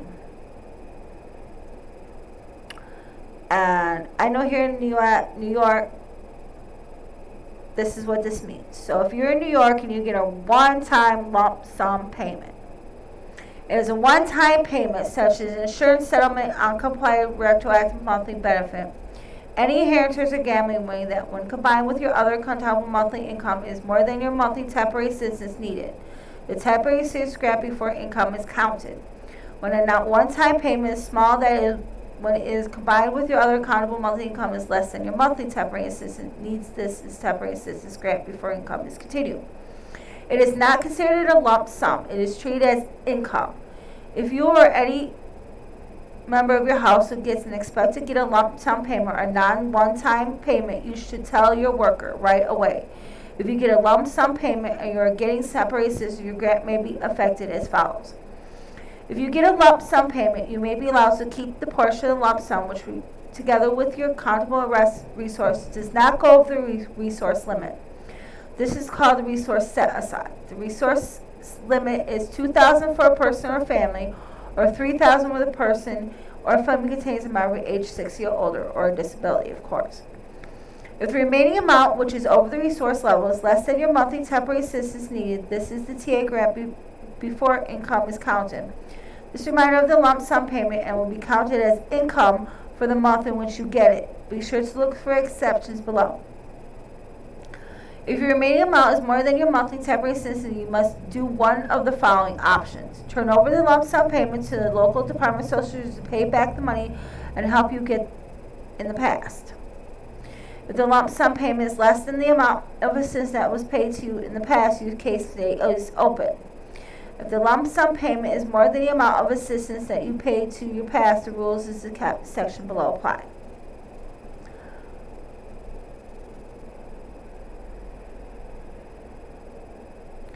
So, the lump sum payment or the balance of lump sum payment, your temporary assistance case will be closed for a certain amount of time. The length of time for which your case will be closed depends on how much the lump sum payment is, how much your temporary assistance is needed for. So what does this mean? It means if you get a $4,750 lump sum, which is still a lot less than a lot of lump sums, and had an income of $250 for a total of $5,000, you have $500 in countable resources. You keep $1,500, the $2,000 resource limit, $500 resources. This is a resource limit set aside. If you not turn the remainder of $3,500 over to the agency, it will be used to figure out how long you cannot get temporary assistance. If your temporary assistance needs are $500, household cannot get temporary assistance for 7 months. $3,500 divided by 500 for needs is 7 months. You receive child care benefits. Lump sum payment will impact your child care eligibility and the amount of your child care benefits. You must tell your worker about any lump sum payment right away. So this means if you have any lump sum coming, and whether it's Social Security, whether it's a car accident, you inherited it and you receive cash assistance, basically they're going to take away your cash assistance, make you pay back what you've received, and anything you have left over will be counted as income. And that's the end of it. Here in New York. Welcome to New York. Within 90 days of receiving the lump sum, your document is used that you have used any or all the lump sum for the following exemption resources. To purchase and also exempt from the temporary assistance resource limit. And you need to seek other retained employment travel from worker. So if you purchase a vehicle, you cannot go over $9,300 or higher if set by the local Department of Social Services. So open a separate bank account that is acceptable for temporary assistance resources, such as a first-time replacement automobile account for the purchases of an automobile to seek or retain employment. Maximum amount is $4,650. Or a college tuition account for the person paying tuition at a 2-year post-secondary educational school. You can only put in $1,400. To purchase a burial plot that is exempt from the temporary assistance resource limit, or to purchase a bona fide funeral agreement, maximum amount of $1,500 is exempt from the temporary assistance resource. If the remunerated sum within 90 days expected the document to use, the reminder has gone into one or more of these exception resources, will reopen your back case back up to date, which close if you reapply and are found otherwise eligible. So basically they're saying if you receive any sort of lump in sum, pay your back stuff off within 90 days. any school loans, any medical bills, get a burial plot with a limitation, buy a car with a limitation, but use it for work so that you can get off social services. The lump sum that you receive here in New York State for anything should be used to support yourself and your family, or to pay back the Department of Social Services. It is not a free-for-all type money. You can get better housing, you can do stuff like that, but medical equipment, but you have to basically keep your receipts and hope that they approve those things. Isn't that great? Anyways, but I guess most people who receive a lump sum do these things. Besides go on vacations, apparently vacations aren't acceptable. Okay. Some things happen which will take your temporary assistance go up. If you will still gain temporary assistance, for example, your rent goes up, you have a special need such as a pregnancy, such of all the lump sum payment was used for a reason that you could not help. Some examples are your family is faced with an emergency, you have unusually high household expenses such as fuel, shelter, and the money is stolen. During this time, you're eligible for temporary assistance. Family members getting paid for medical care that will be covered under the medical assistance program.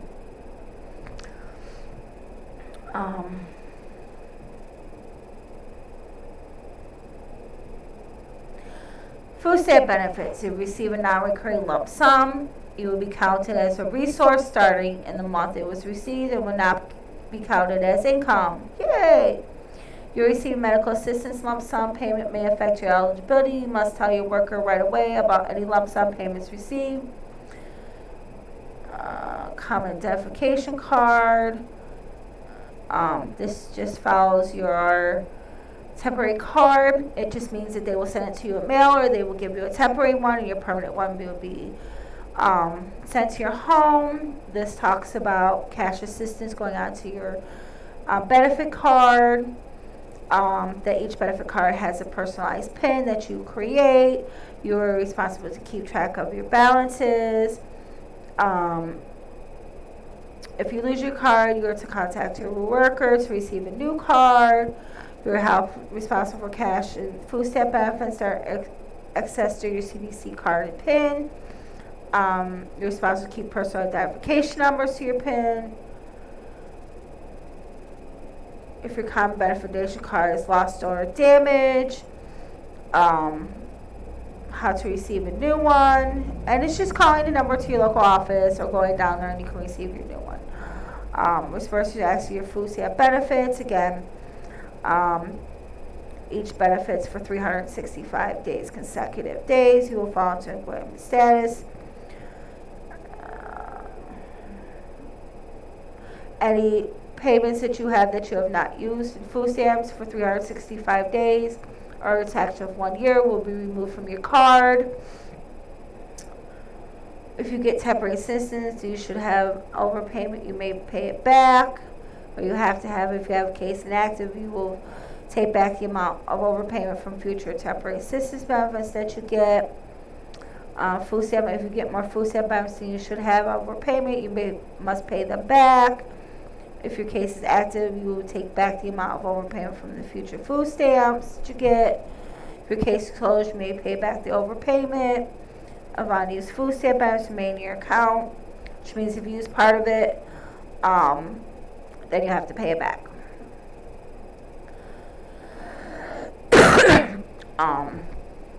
This just means talks about refer to collections if you do not pay back overpayments.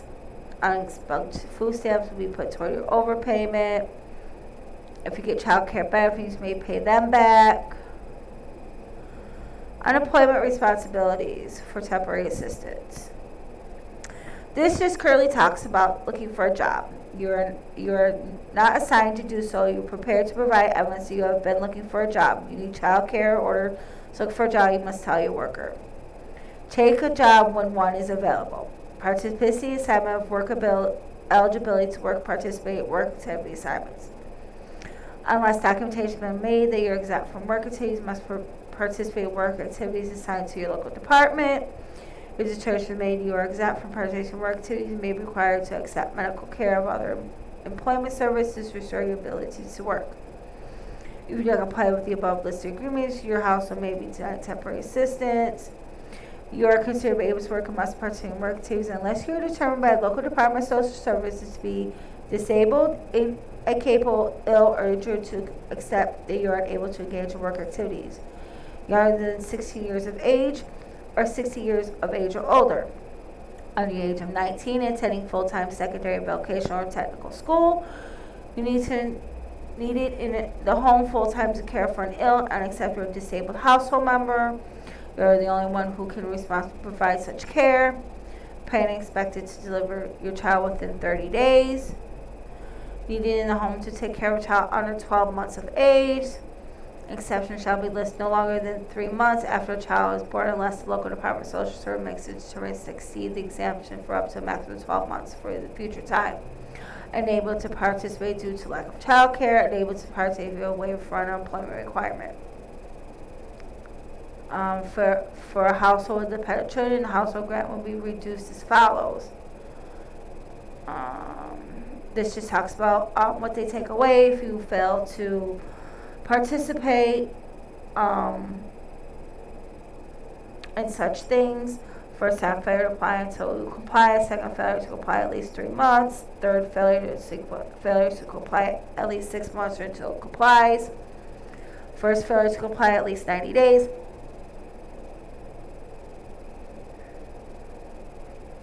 The first one's with dependents and children, at least 90 days. Second failure, at least 150 days. Until you comply, the third is going to failure, at least 180 days until you comply. Service officials determine you have initially misdemeanor that you suffer from an impairment that will limit your ability to participate in work activities. Your temporary assistance grant may be reduced for a period of time. Your sanction for this reason, sanction also will include until you are willing to comply with the employment requirement. Food stamps. Accept a job referral to an actual potential job opening. Participate in assessment of your ability to work. Provide information regarding your employment status and ability to work. Participate in work activity assignment. If you comply with the above listing requirement, you may also lose your food benefits. If you are determined to work regularly, you're required to comply with work regulation requirement unless you are determined by the Social Service.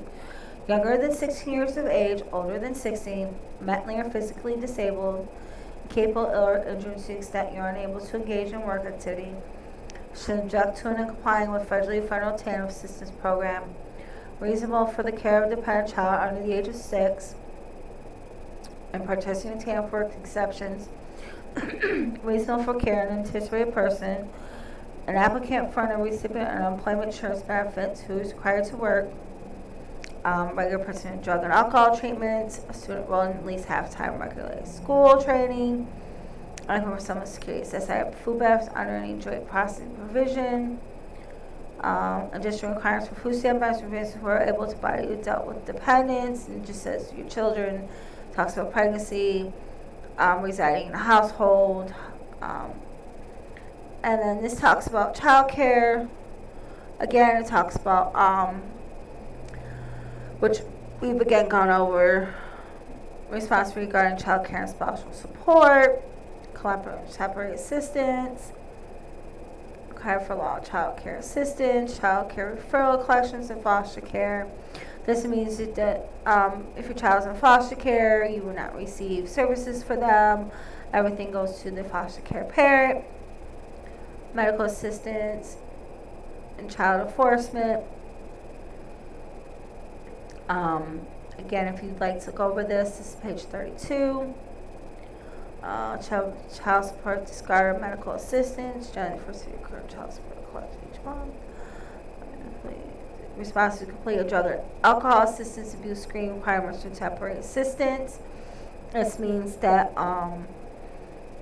they also may talk about drug and alcohol treatment plans for someone who's homeless or has a drug issue, recertification responsibilities, minor parent responsibilities for applying getting temporary assistance for a child, your responsibility regarding temporary housing if you're homeless. If you need temporary housing assistance because you're homeless, it's very important that you read this. You might not get temporary assisted housing if you do not follow some important rules. You must help the local Department of Social Services to find out if you are eligible for emergency housing. You may be required to meet the local Department of Social Services staff or independent living planning for you. Independent living plan is developed for you. Receive a copy of the plan. It will tell you about the rules that you must follow. You must apply a lack of permanent housing. You are not responsible to refuse payment housing that is offered by the local Department of Social Service staff. You must behave in a manner that does not interfere with the orderly operation of temporary assistance facility. Important, you know, the fail to follow these rules or fail might lose eligibility for temporary assistance housing. Apply for supplemental Social Security income. You apply for Social Security. You must cooperate with the requirements of SSI. Job or pending application for SI receiving temporary assistance.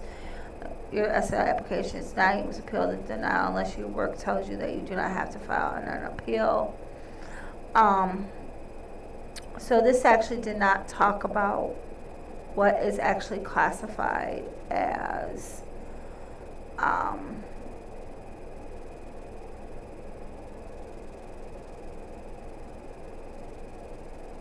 income resources or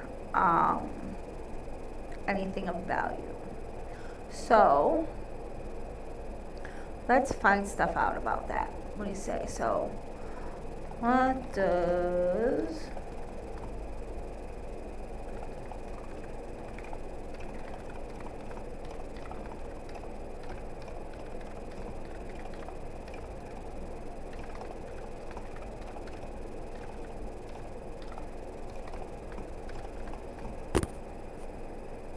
Social is classified as a asset.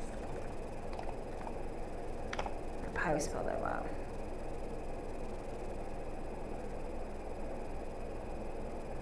Calculating your temporary assistance benefits. Book 2, what you should know, social service programs. Temporary assistance, medical assistance. Let's see, is this the same book? What kind of expense will temporary assistance help you pay? Food and clothing costs, rent, mortgage costs, heat, gas, electricity, water, and other utilities. Also, such needs as meals. You may get extra money for restaurant meals, pregnancy support.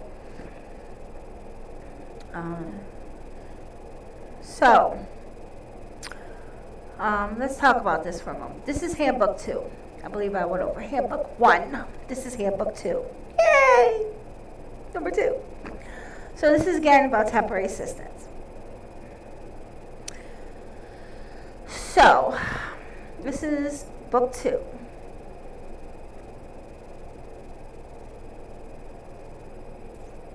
And this is a little more in depth. Temporary assistance helps for needy adults and children if you're unable to work, can't find a job, or a job does not pay enough. Temporary assistance may be able to help you pay for expenses. Temporary assistance programs include family assistance, safety net assistance. You can work and still get temporary assistance income if you're under a certain amount. If your case is closed because your income is over a certain amount, you may still be able to get help with your child care and medical expenses. You may be able to get food stamp benefits and see food stamp benefits in Section D. You can get help to get a job, job search or job placement services to help find a job, job readiness service to help obtain skills you will need to find a job, education, especially if you not finished any high school or do not have a high school equivalency diploma, GED training, child care if you cannot work, take part in work activities or education training programs provided by the local Department of Social Services, transportation, and other related expenses that are necessary for you to participate in assigned work activities. If you have an emergency,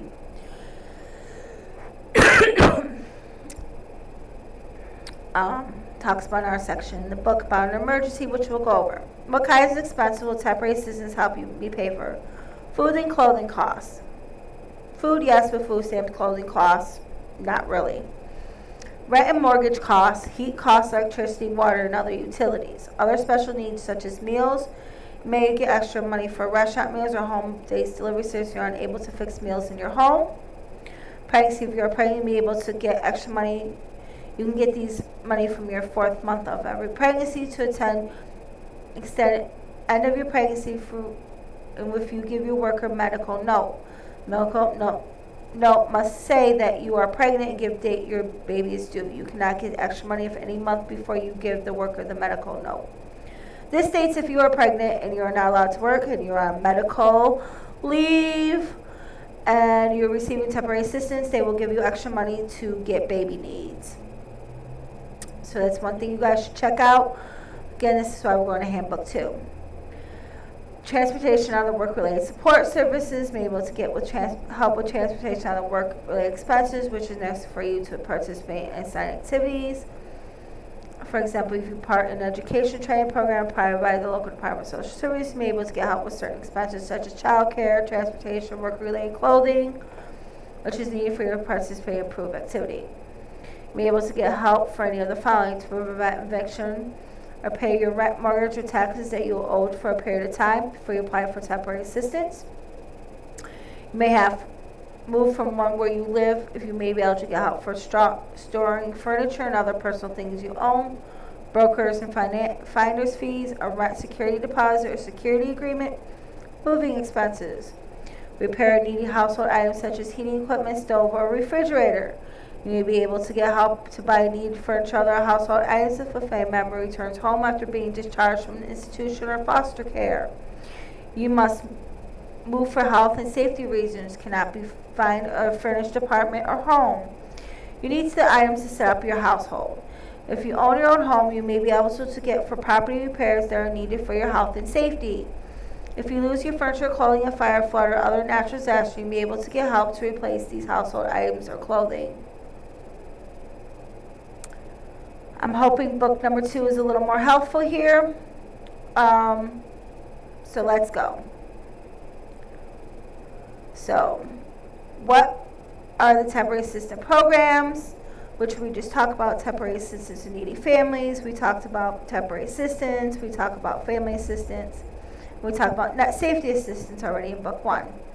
If you are eligible for other programs, you may be eligible for safety net assistance. Safety net assistance is for single adults, childless couples, children living apart from any adult relative, family of persons found to be abusing drugs or alcohol, family of person refusing drug or alcohol screening assessments or treatments, person who exceeded the 60-month limitation of assistance, aliens who are eligible for temporary assistance but who are not eligible for federal reimbursement.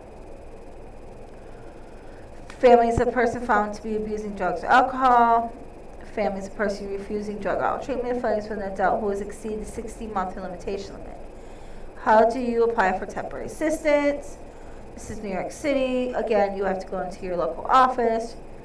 During the interview, big questions. Everybody's been asking, what do they ask you in your interview? They ask about your education. They ask about job training. They ask about work history. What types of jobs are you able to do, and your references. Talk about an agreed to employment plan just for you. The child care and other work-related services such as transportation may need in order to participate in work activities include employment. They talk about who lives in your household. They talk about any special need requirements. They talk about payments. They talk about your bills. They talk about if you own anything. They basically go back over your paperwork. So, which we will do shortly. What happens if only one temporary assistance for children that live with you who are may not biological or adopted children? Many people have children living with them who are not their children. For example, grandparents who have grandchildren when living with them, or neighbors who are caring for other neighbors' children in the absence of their parents. If you have a child living with you who is not your child, you may apply for temporary assistance on behalf of that child.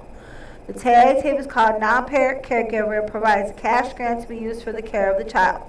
Here are some things considered if you're in that situation. Federal laws require certain information provided by any household that applies for TA. This is even only one person in the household applies, the entire application must be completed. Also, your house may be eligible for food stamps, Medicaid care, child care services. If you apply for those other programs, information from filling out the entire application will help your worker determine your eligibility for these things. Your income resource may not be considered when determining the TA grant for a child in your care. During the time your income resource will be counted if you're applying for TA also. Even in that, it will not count against the TA grant. For the child you are caring for, non-parent caregiver grants are based exclusively on the income and resources applying for the child. This means if you are taking care of a child and you have paperwork that you're taking care of a child in your home that is not legally yours, and you have the court paperwork or anything that you may need, you may go down to receive temporary assistance for the child that is not legally yours, and you can only apply for the child that's not legally yours, that you're currently taking care of because you are a parent caregiver. And you will receive a fundamental grant just to take care of that child. But you can, other family stuff is informed on it, but you would only apply for that child. Now, if you want to apply for the whole family, then your benefits and your services and your income is required.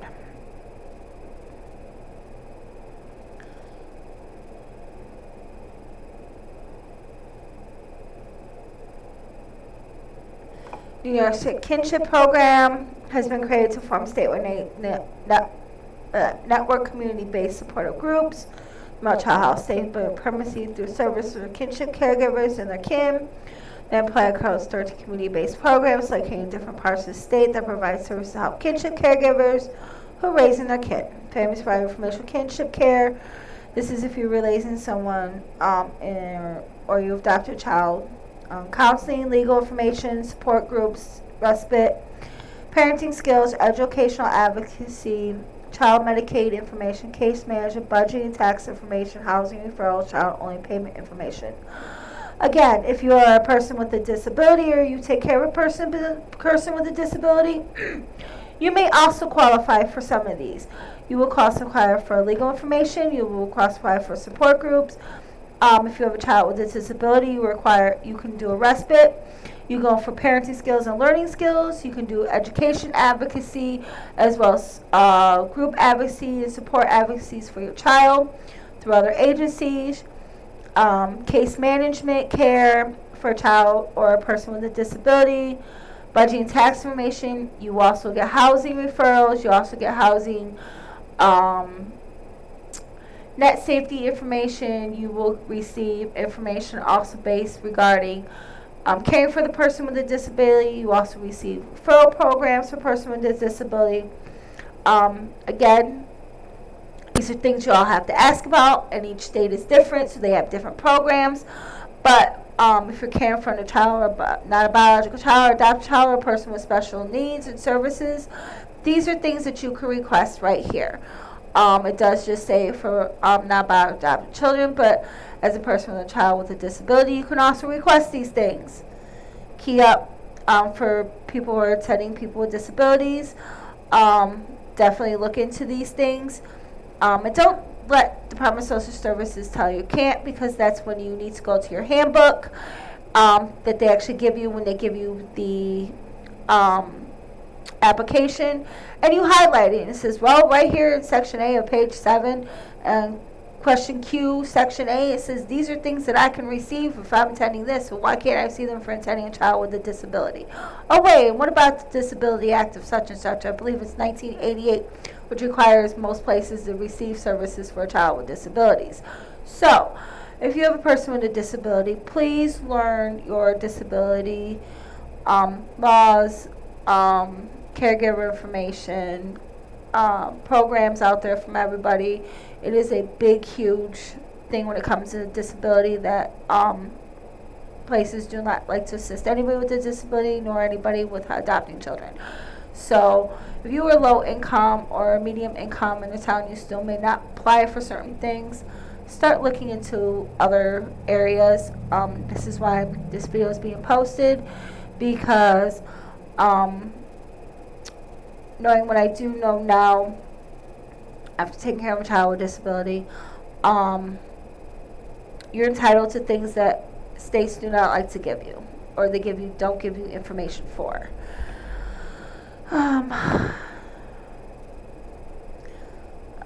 Individuals who apply for temporary assistance and claims here's your name to work or participate activity group. We discussed this about age limitations. We talked about what you can receive. Getting a temporary assistance if you're not a U.S. citizen of the United States, you're not If you are not a citizen of the United States, you must document that you are an alien in one of these categories listed below in order to be eligible for temporary assistance. Some aliens may only get safety net assistance. This means if you are a national citizen of the United States, or you're a documented alien, or a person who is not fully from the United States, you can still receive assistance if you have this following documentation. And you may not receive public assistance, but you can receive safety net assistance, which again is still support systems. Sorry.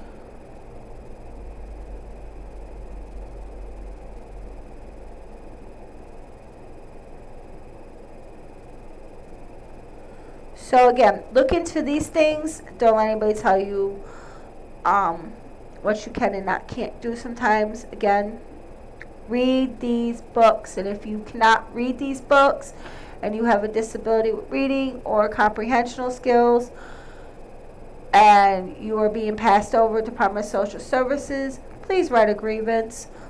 A lot of people just kind of let you rush through or don't take the time when it comes to certain things.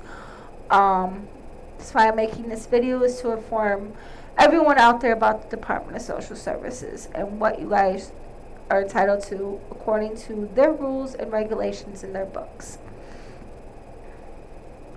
It says aliens who do not have documentation and permit them to reside legally in the United States are eligible only for certain kinds of emergency benefits, which citizens or aliens who are eligible to present in the country live long together with undocumented aliens. All members in our household must be listed on the application. Any person who does not sign the certification in the application, he or she is a citizen of an alien with satisfactory immigration status, cannot receive temporary assistance. Okay, what happens if I get a job? It talks about how they decrease your benefits or get rid of your benefits. It talks about what you're still entitled to. Still talks about Social Security benefits and how that takes over the cash assistance benefits, or is applied as you still can earn income tax credits, you can still earn food stamps, you can still earn child care or medical assistance, even if you are working class. Again, you may also receive some sort of cash assistance if you are working below a certain level of income. They're based on what your family members are. 60 months is the time limit for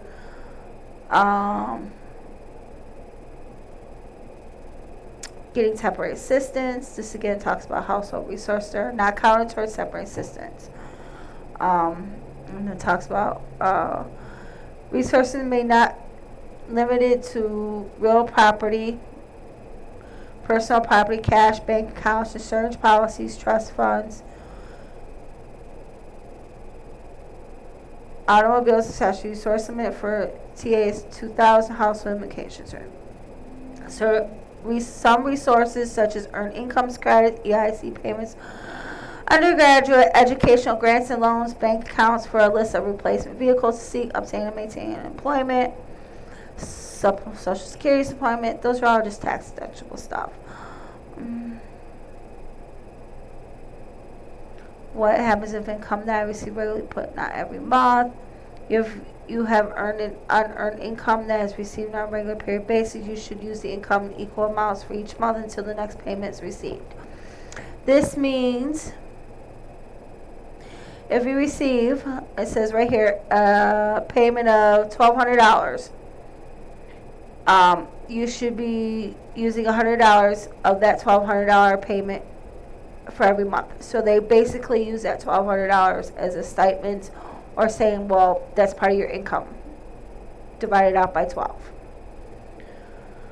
Family dependent benefits, medical buy-in programs for people with disabilities and working, meet certain income resources for Medicaid, applying for Medicaid. And I'll go over that with you. This talks about filling out the Medicaid form. We'll show you how to do that. How can Medicaid help me? Medicaid may help you pay for health insurance premiums, hospital inpatient, outpatient services, home health care, laboratory and x-rays, nursing home care, treatments, prevention, health, dental, and doctors, family planning, treatments of psychological hospitals, personal 21 under 21, 65 or older, mental health facilities, medication supplements, clinical service, emergency ambulance transportation, hospital, other services. May also help with transportation, including bus tokens and car mileage. Yes, if you receive Medicaid, and you're providing services, must have the service approved ahead of time. You can fill out, I believe it's a 1018 or a 1019, which qualifies you. You ask your doctor for it. It's a medical assistance form for transportation through Medicaid. Your doctor fills it out and they'll let you know if you've been approved or not. They will actually call you within a week or so. This does help a lot. I know some people have trouble with buses or try to find ways to doctor's offices and can't get there. There's medical transportation out there. They will also give you, here it says transportation to medical appointments, including bus tokens and car mileage. So they do help assist with car mileage. If you have a lot of doctor's appointments on social services, they will reimburse you car mileage. Personal care, private duty nurses, certain dental care, durable medical equipment, wheelchairs, orthopedic shoes, etc. Long-term health care under the long-term health care plan. This care is the home that is very much like nursing home care for people who require home care for more than 90 days. Who need nursing or therapy services. These programs are eligible to all local departments of social services. Home and community-based services, special programs to help you stay at home so you do not need to go to a nursing home. If you're pregnant, potential care assistance or PCP providers, managed care plans. This talks about your child, shots, dental care, testing, hearing labs, testing. Basically everything that insurance covers, Medicaid basically covers for you and your family. Paying eligibilities, how does Medicare work? This just talks about, do I pay any money for medical care? This is for the Medicare card. Managed care plan, these are for older adults. If you'd like me to go over the managed care plan, we'll go more in depth. If you're an older person or have an older person, just shoot me a little message or hey, I still want to have questions about this.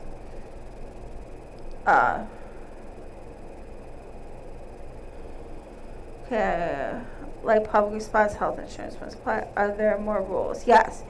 You also need to know that the bills you paid must be for services that medical assistance program pays for. The services include but are not limited to doctors, home care, hospitals, and drugs. We don't pay for medical assistance pays for the services. We can pay you only when we decide to get medical assistance. So this talks about paying medical bills and Medicaid, covering some of the stuff that Medicare may not cover or other things cover. Home community-based services. Again, this is a waiver program permanent for state to furnish a variety of home community-based services. And these are who the New York State HCBS waiver program is for. Children with serious emotional disturbances, children with severe physical disabilities, long-term health care programs, adults with traumatic brain injuries, developmentally or disabled adults and children.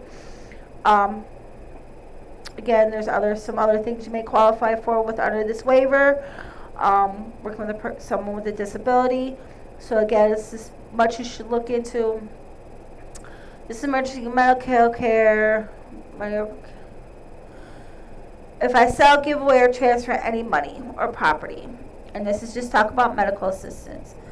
The section explains what happens if you are utilized and you are a spouse transfer any property or money in a medical assistance transfer, which would give away money or property, sell property for less than it is worth.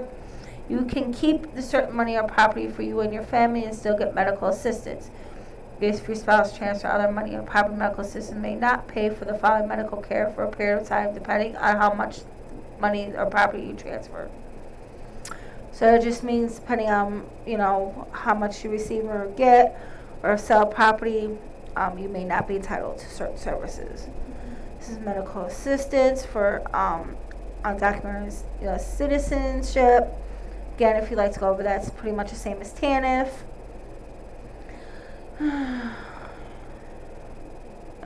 Limits the number of time we can receive certain medical services. Okay, let's see. Still talks about child support. Child force establish legal fatherhood for child by either helping both parents sign a voluntary acknowledgement, referring services. Again, that goes to pay for some of the things apply. Child support enforcement program. If you food stamp benefits can apply for supervised reach or temporary assistance limits.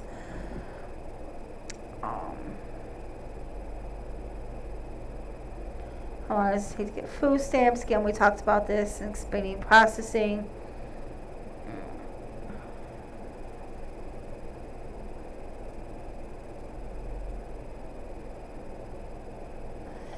Okay, emergency benefits, expedited processing.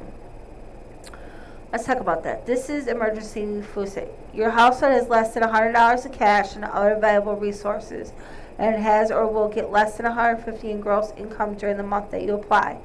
Your income available resources are less than your rent or mortgage plus heat, utilities, and phone, or you're a migrant or seasonal farm worker. Food stamp and transitional help. Okay, child care, which we discussed. This just goes along with temporary assistance. Okay, let's see. Teenagers adopting other benefits. Let's see.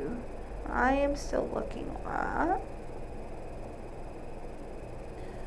Saved by Child Adoption Care Credit, grants, guide dog.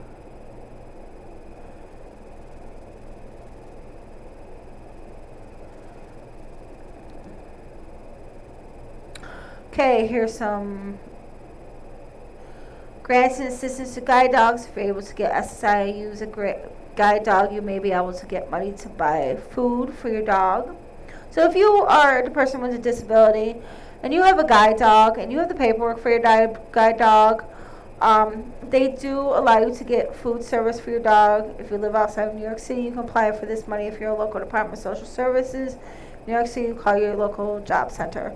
So there's grants for guide dogs and for people with disabilities, temporary assistance, medical assistance, food stamps, home energy assistance, supplementary SSI, WIC, pregnant for women, infants, and children if you have little or no income, or pregnant breastfeeding or having children up to the age of 5.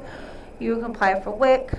Burial. The local Department of Social Services provides a burial when a temporary assistance recipient or other dies, leaving no funds or insurance significance to pay for the burial costs. And no relatives, friends, or other person liable willing to take responsibility for the burial expense. This is true only if the local Department of Services limit for the cost of burial is not exceeded.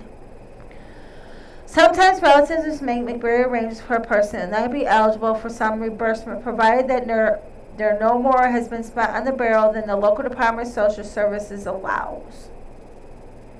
Application may be made to burial or limited burial reimbursement. The Burial Unite Resources Unit of your local Department of Social Services can contact agencies. Veterans benefits receive United States military, including National Guard reserves. You offer to achieve duty of the President. People with disabilities can get help from local Department of Social Services.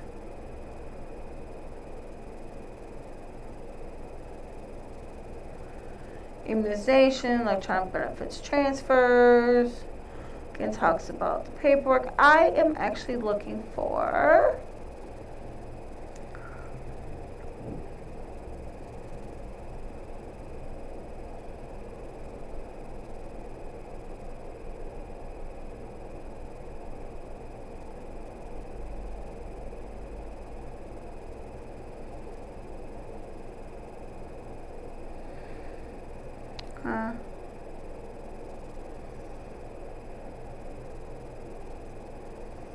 okay.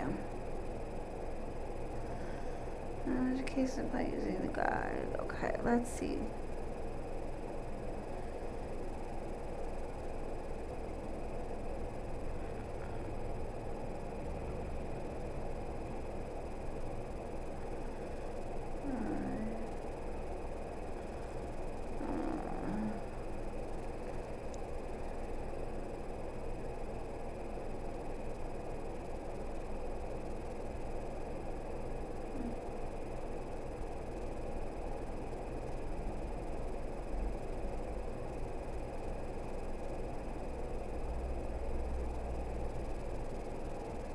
Let's see if this is it.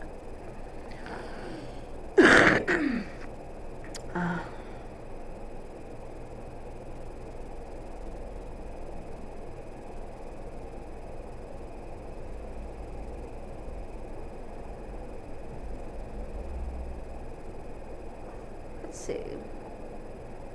Let's ask the question. What does Department of Social Services classify as an asset or something that could be sold for income? What does the Department of Social Service, oh, it's probably not gonna let me, okay.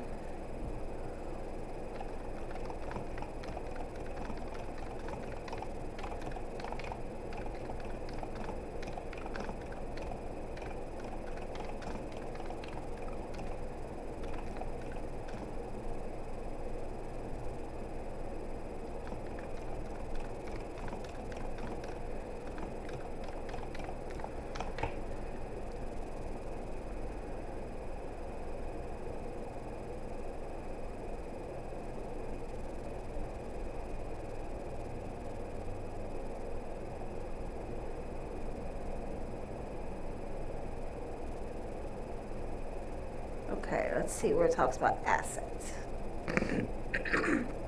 Now this is accounting. I know who just talking about regulations. Household minors apply together includes spouse who have together children 22 living with their parents, minors less than 18 living with adults who provide parental control. A household is low or no money needs help with a way to qualify expedition.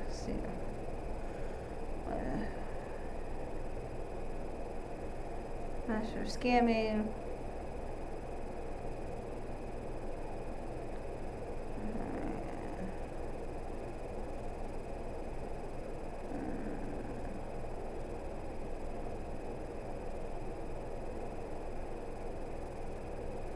There's no resource limitation for individual.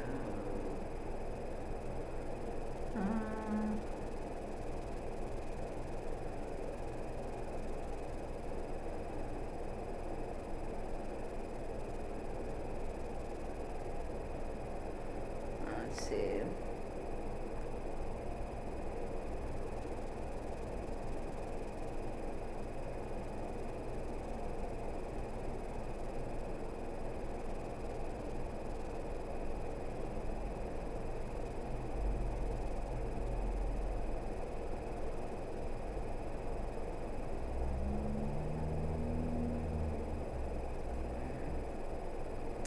Okay, quick guide to SNAP eligibility and benefits. Let's see if this helps.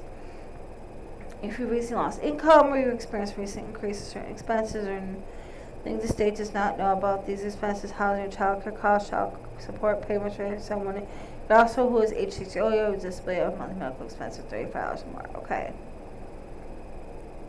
Okay. Here we go. Gross determined eligibility factors for Department of Social Services. Gross monthly income. This is the household income before any of the program's deductions are applied. Generally, most are below 130% of the poverty line.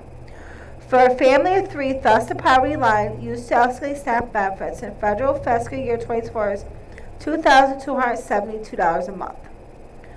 Thus, so, three poverty line for third person three is $2,694 a month.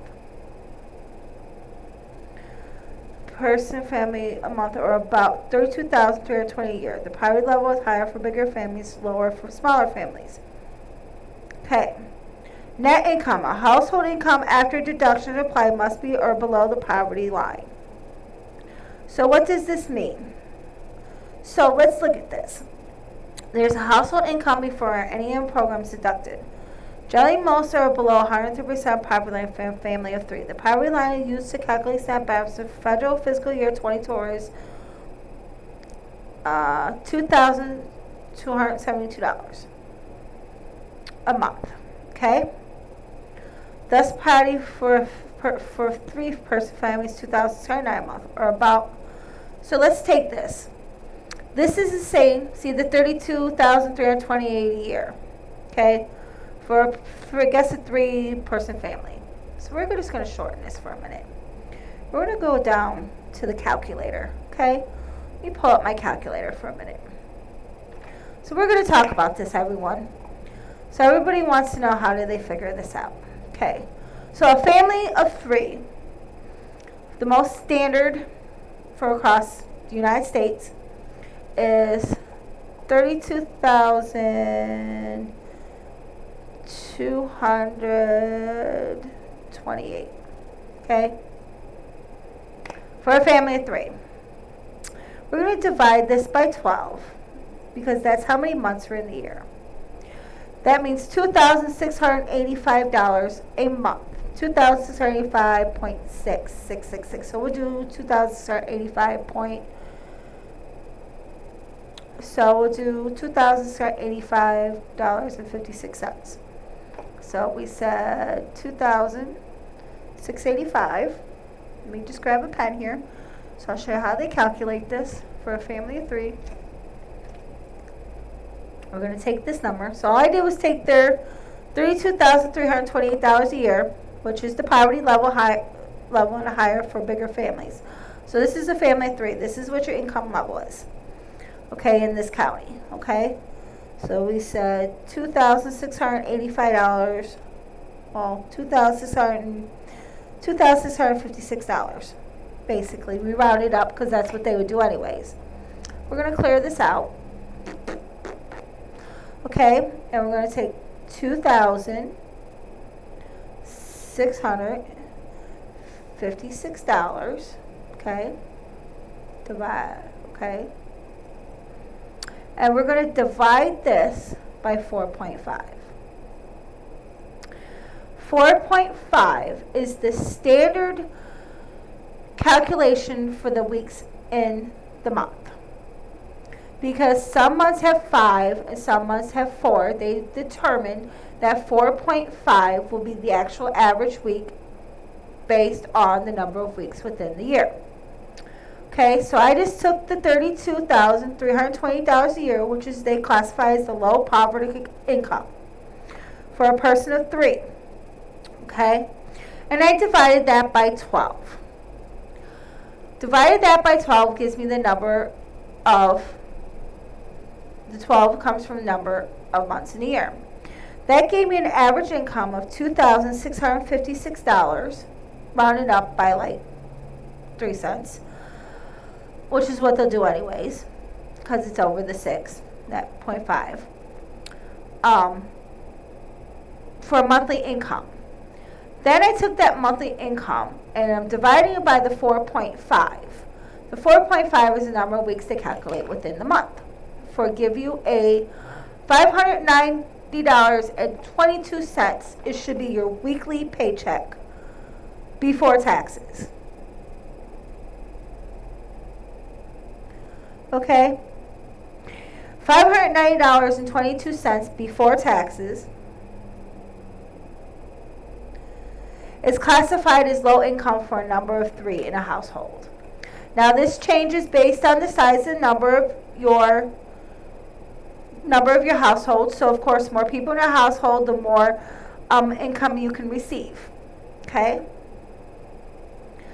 Assets must fall below certain limit households without a member age 6 or older who has a disability. Assets of $2,750 or less in a household with such a member must have assets of $4,250 or less. What counts as income? Okay. SNAP counts cash income, all resources including earned income before payroll tax are deducted. And unearned income such as cash assistance, Social Security, unemployment insurance, and child support. Those 3 things are calculated as non-taxable things such as cash assistance, Social Security, unemployment insurance, and child support. What counts as an asset? Okay. What is an asset? In the Department of Social Services, there are certain things they count as an asset. Or an asset is anything that could be sold to receive income. Generally, resources that could be available to be household to purchase food, such as an amount in a bank account, counts as an asset. Items that are not accessible, such as the household's home, personal property, or retirement savings, do not count. Most auto valuables do not count. States have the option to relax on the asset limit as much as have done so. So again, it's saying some auto bills are not counted. So again, I think it depends on how much the value of the vehicle, which if it counts as an asset or not. Who is not eligible? Some categories of people are not eligible for SNAP regulations of their income or assets, such as individuals who are on strike, all people without a documented immigration status.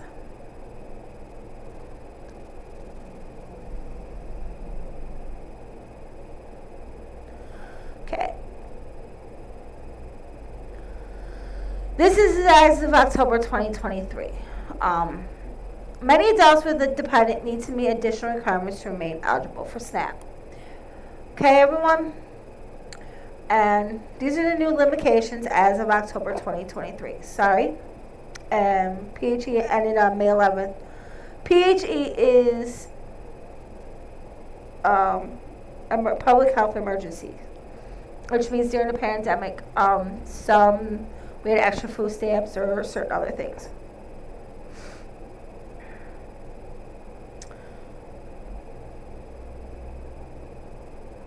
Okay, calculating benefits amounts. Okay.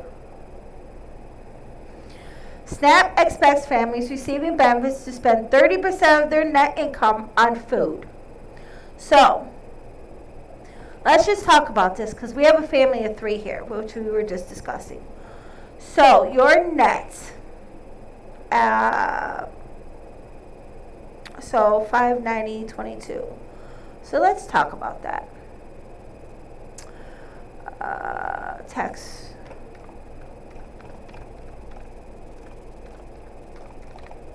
Tax calculator. We're going to go to the IRS site, how it works. We're going to use the IRS's tax deductor, okay? So we're going to use my situation. I'm married.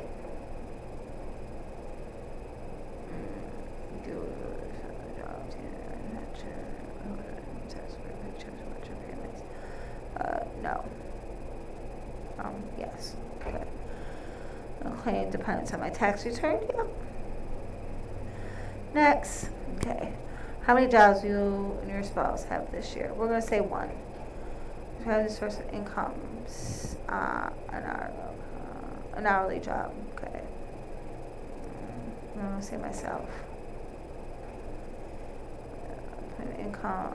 None of the above. Okay. The amount of taxes held to date this year from both of you. No, it's not what I want. I want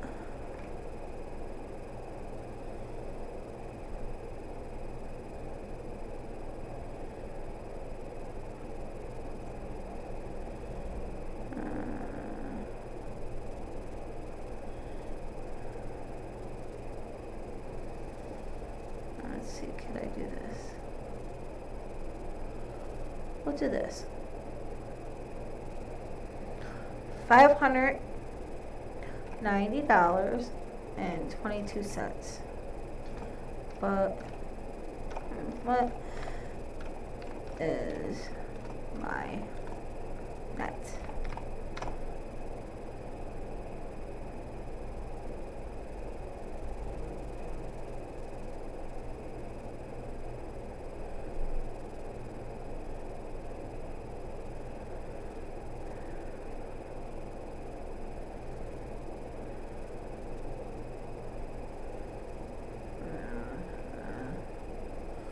Smart ass, let's see. What did I say? It was 32.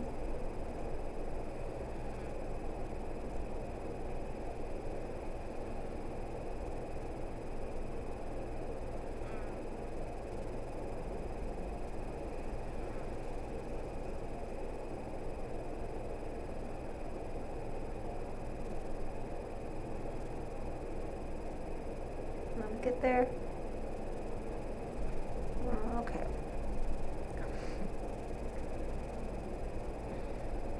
So after taxes, this is a little higher. After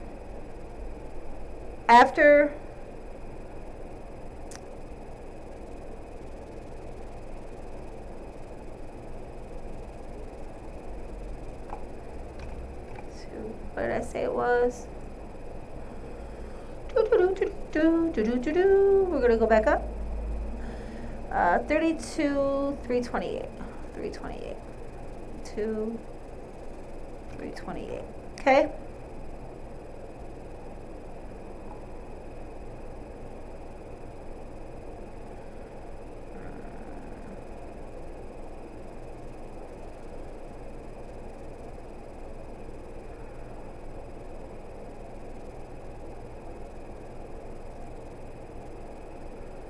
Gross paycheck a month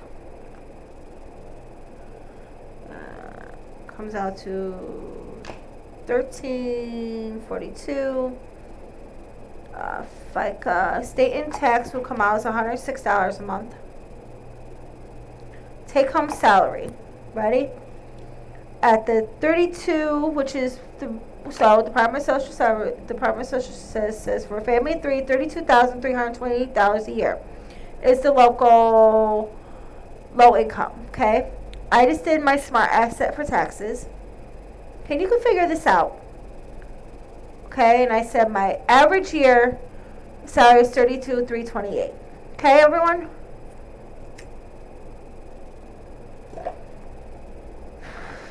That's for a family of three, and Department of Social Services says what the poor level is. Okay? My estimated monthly take home pay is $1,110. Semi. Okay? My gross paycheck for the month is $13.47. Okay? After taxes. Now remind me, you just told me, so we're going to do that again. Okay? This is the $590.22 I came up with earlier is what it is before taxes, okay? So $2,656 is what I would make monthly. And then we just minused out our taxes, okay?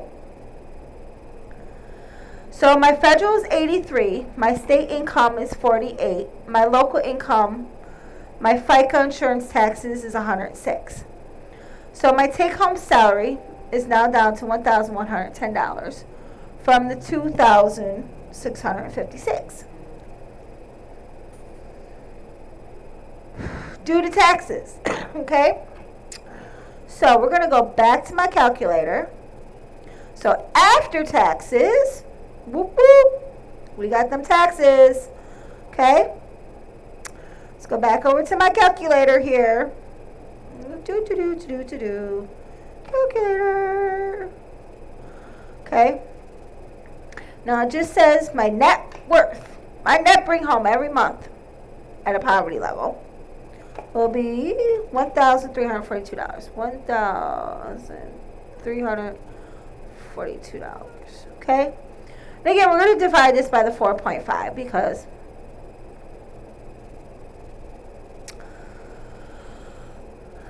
why? Because that's what they divide everything by 4.5. Because that's the number of weeks in the month that they calculate everything for. So now, my new net pay, which used to be $590.22 before taxes, is now $298.22 after taxes.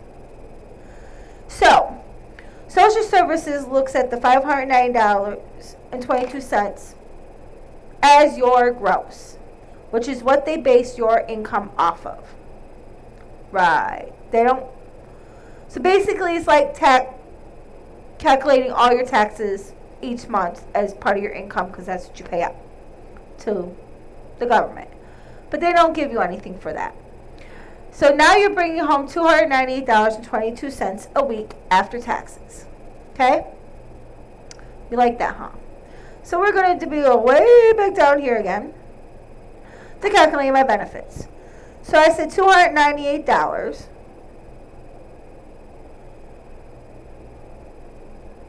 Okay? For SNAP will give me $266 as being income.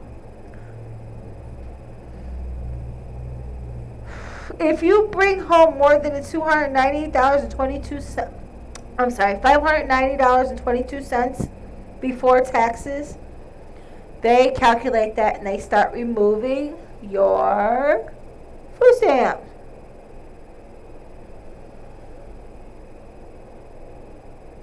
So, ready for this, everyone? Whoop whoop. So it says, Table 1 shows the maximum number of benefits level in fiscal year 2024 per household. Different sizes estimated different average benefit. Consider a family 3, which we're going to figure, same family 3, had no income at all, which means they're not making the $590.22 before taxes, because they base it off of $32,000 something a year monthly,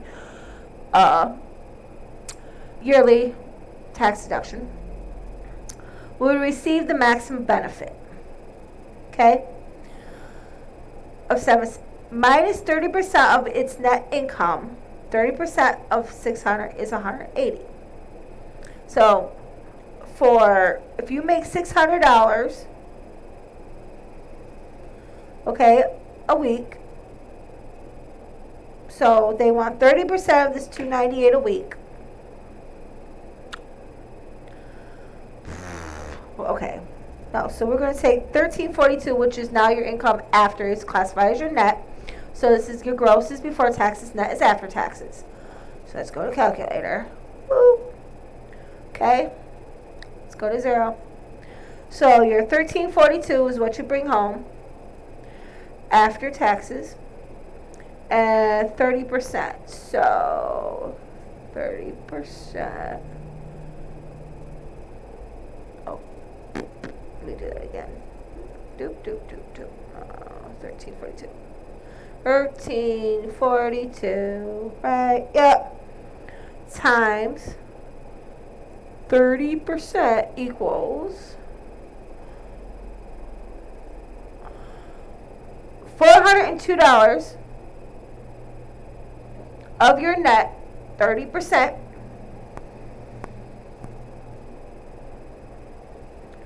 is what you will receive in food stamps. So, if you were to have a current work and you're making $32,200 some dollars a year,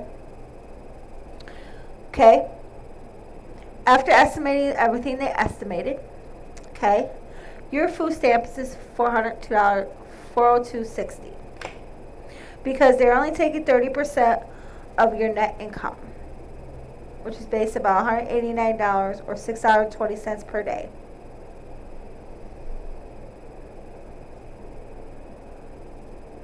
Like that configuration, based on their calculations.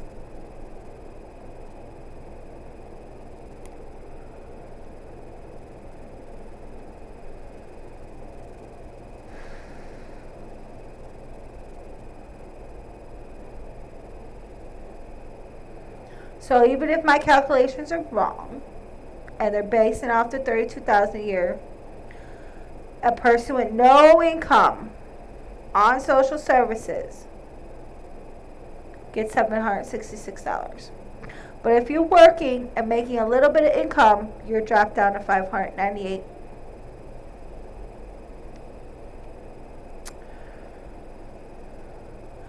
And this talks about how in October the adjustment to SNAP comes along based on the inflation. Okay?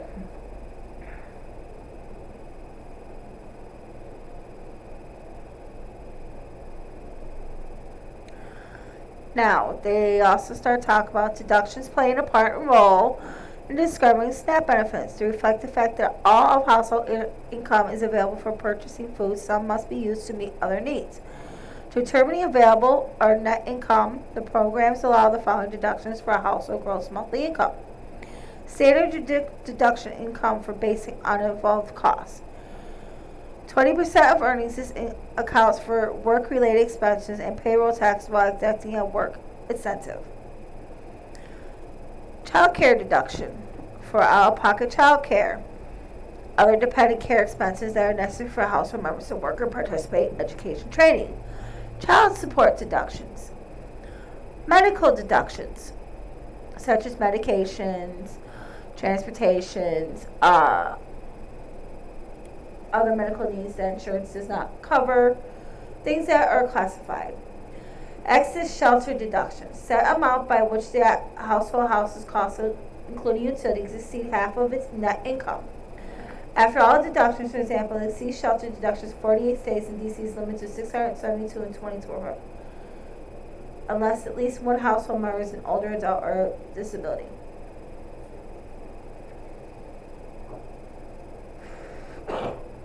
So,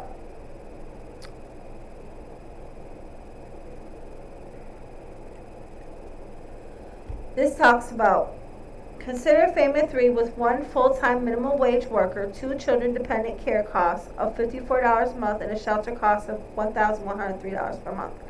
While that housing cost is still less than what mine is. Okay, and it's still less than what I was spending out with family of three before I got married. Okay. The federal minimum wage is currently $7.25 per hour. Full-time work has level monthly earnings of $1,257.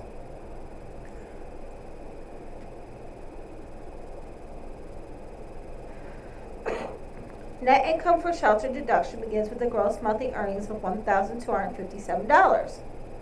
Ding! Subtract the standard deduction for 3-person household is $198. The earnings deduction 20% times 1257 or $251. And the child care deduction for this result is $754. Accountable income is $754. Okay? Shelter deduction begins with the cost. Okay? Of 1,000, subtracted half of the accountable income, or half of 754 is 377. The result of 700 becomes there is a shelter deduction cap of 672. Shelter deduction for the household is 672. Subtract the shelter cost deduction 72 from the accountable income of 754 results of $82. 30% holds net income of $82 is about $25. 30%. SNAP benefit maximum benefit 24 family of 3 is $766. The maximum benefit minus the whole contribution $766 minus the 25 equals the $741. The final monthly SNAP benefit is $741.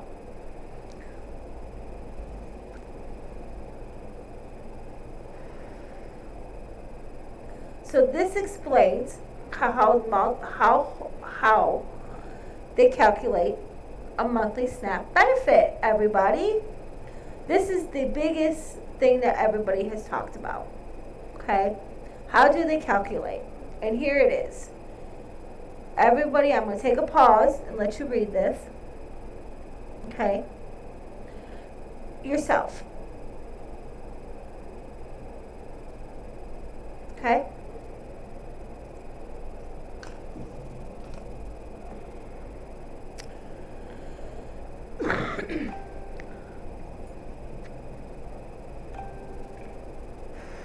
Now, this is just based off a family of 3, okay? Y'all ready?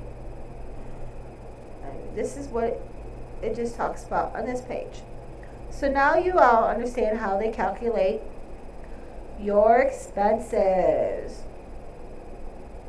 for the Department of Social Services. Great, huh? I want to actually take a look at that. Okay, everyone? And then let's still try to find out what they classify as an asset here.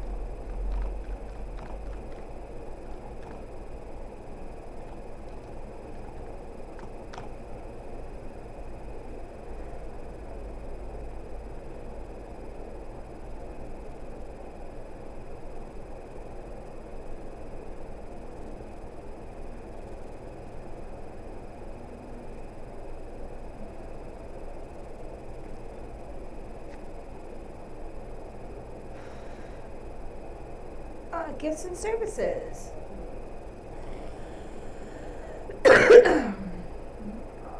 Let's see.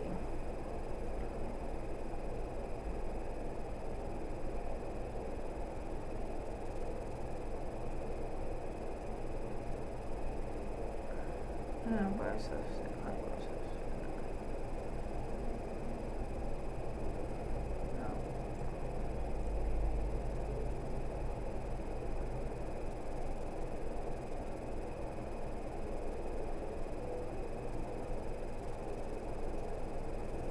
Let's see.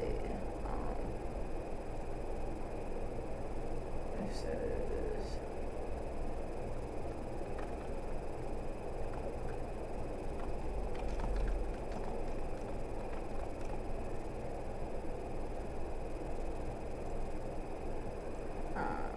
Cute.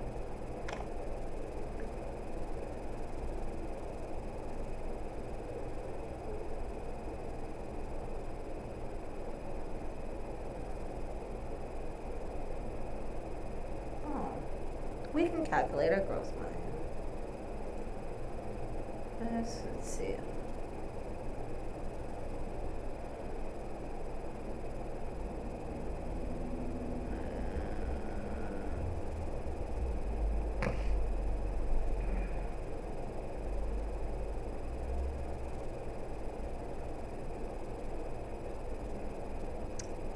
Okay, I am still looking for what they classify as assets.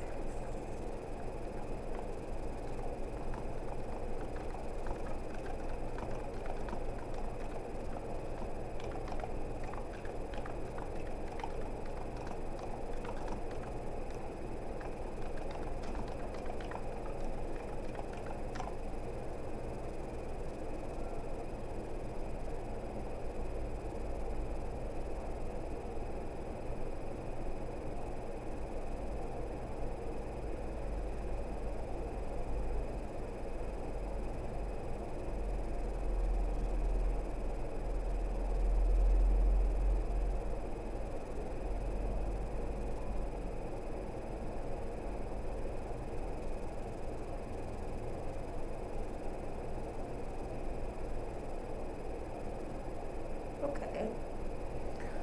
So,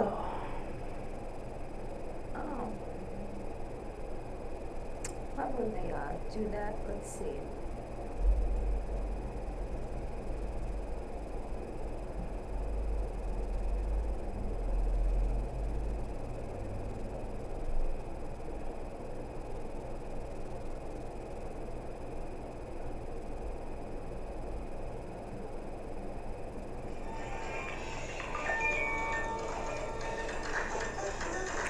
Sorry, everyone. One moment, sorry.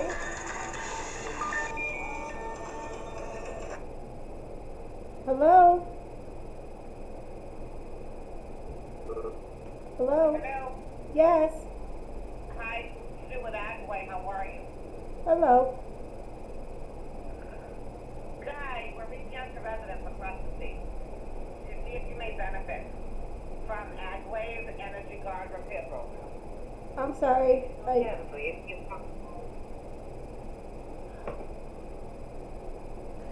Sorry about that, everyone. Okay, let's see.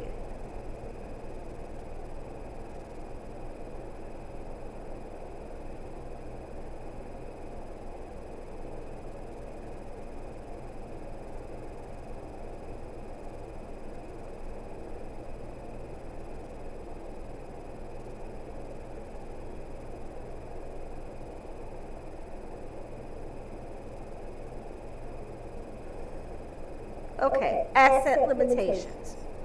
Republic's asset limitations require that public assistance applicants receive certify that only that they have very low incomes, but also the resources they are own are valued below a certain threshold. Families must provide expensive documentation regarding bank accounts, other forms of savings, the value of any house or cars, and additional resources. Even the value of prepaid burial plots. In practice, the limits are often burdensome for state agencies to administer as well as direct for families applying for assistance. Both the federal government and states are involved in estimating assistance limits, leading to verifying state standards in terms of whether limits exist and how high or low they are, and whether bases such as a family car are considered a resource. Many other public assistance programs give states leeway to asset limits. Temporary assistance for needy families provides a modest time limited income support, qualifying for low-income families with TANF asset limits are set by state and ranked value. From $1,000 in states such as Georgia, Texas, to $10,000 in Delaware, and growing trend. 8 states, Ohio, Louisiana, Colorado, Virginia, Alabama, Hawaii, Illinois, and Maryland have opted to eliminate their TANF asset limits. Actually, all but Ohio and Virginia have done so within the past 5 years.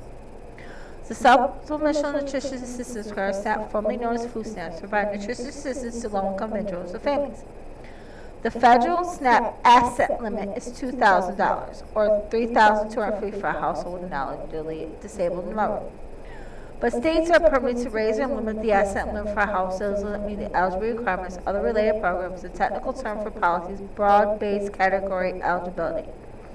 It allows states to streamline access to nutrition assistance. 5 states have opted out to set their SNAP asset limit above federal level. 36 states, the District of Columbia, have eliminated asset limits in SNAP altogether. 10 states have restated asset limits as a very low federal baseline level.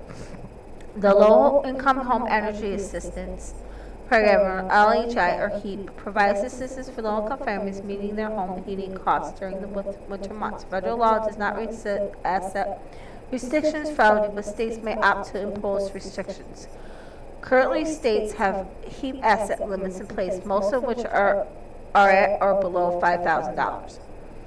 Medicare provides health insurance requirement, low-income adults, and traditionally Medicaid asset limit, which is set by federal government, was $2,000. However, states were free to determine their own asset limitations. Supplement security, Social Security provides income support to very low income. So severe health conditions with low-income households. Asset limits are set by federal governments that have barely moved from the level of 1972. Enacted in 1976, the limit were $1,500 for individual, $25 for a couple or disabled child living with their parents. Set $2,000 for individual, $3,000 for a couple.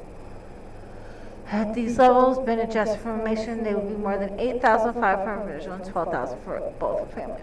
Why is asset limit reform is necessary? Savings can dramatically reduce material hardship. For many low-income families, even a small amount of savings, less than $2,000, can protect against eviction, missed meals, or having utilities shut off during a financial setback. Having slightly larger cash between $2,000 and $10,000 have an even broader effect. The presence of savings assets may also reduce the length of time families need public assistance. Asset limits severely impair economic security and mobility by affecting discouraging folks from attempting to save and build the resources they need to go ahead. They can also prevent middle-income families from accessing needed assistance in the event of unexpected income shock. So this woman experienced when she had to sell her car to receive public assistance in California. Asset limits can force families to drain hardship earnings.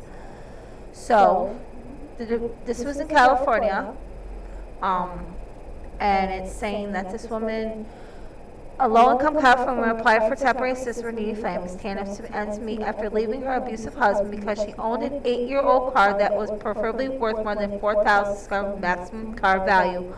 They're paying for public assistance recipients under California law. So,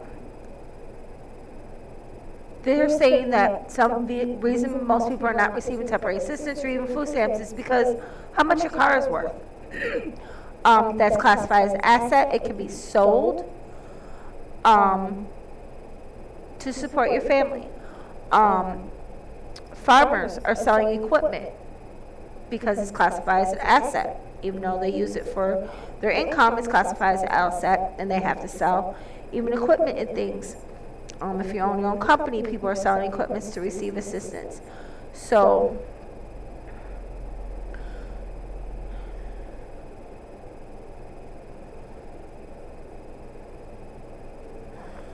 So, I'm trying to find out what does they qualify asset limitations.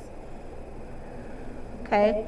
And what is classified as an asset under the Department of Social Service? So,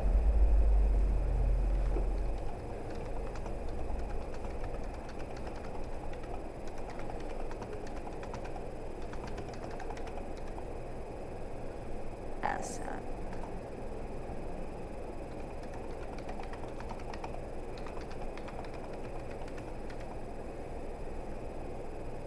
So what does the Department of Social Service classify as asset?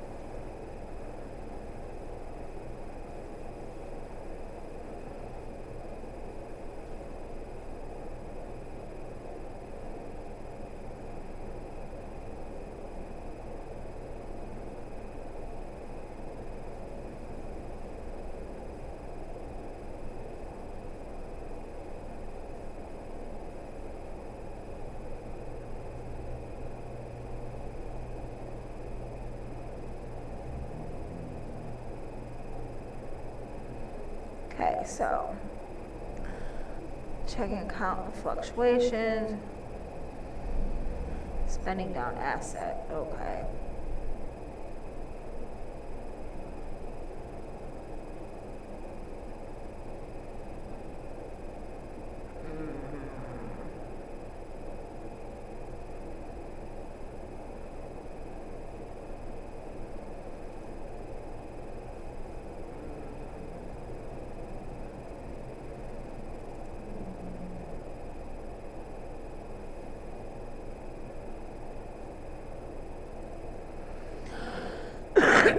Okay.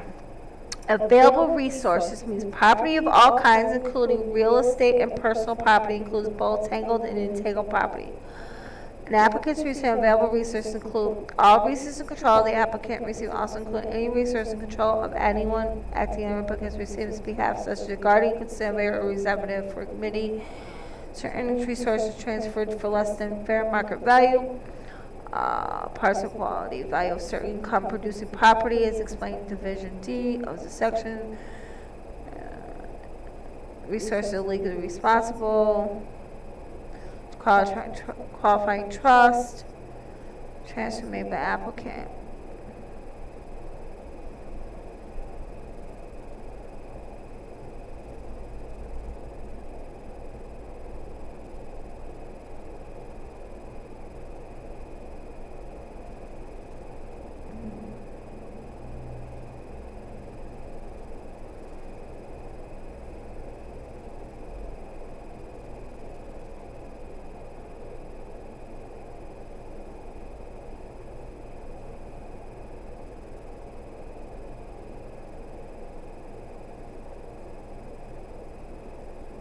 So I'm trying to figure what they're saying was classified as. So they're saying any property,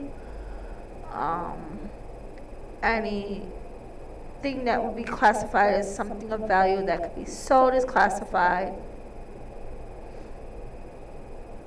Income, assets, and limits. Let's see.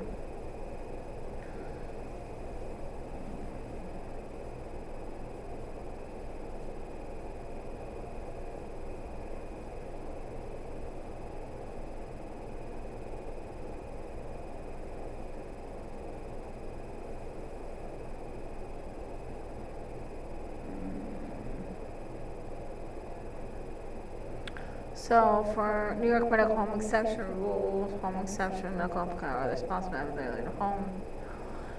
Equity interest limit of is the value of a home minus an outstanding debt. Amount of home's equity that is owed by the applicant. Spouse in the home. So they're saying anything that can be sold or has a minimal value of some sort over the limitation seems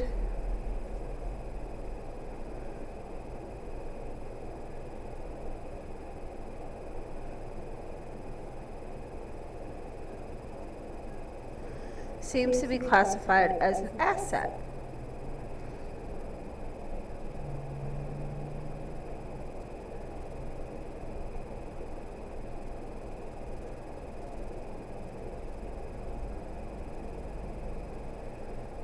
Assets include money in the bank, certificates, deposits, real property, cash surrender value, vehicles,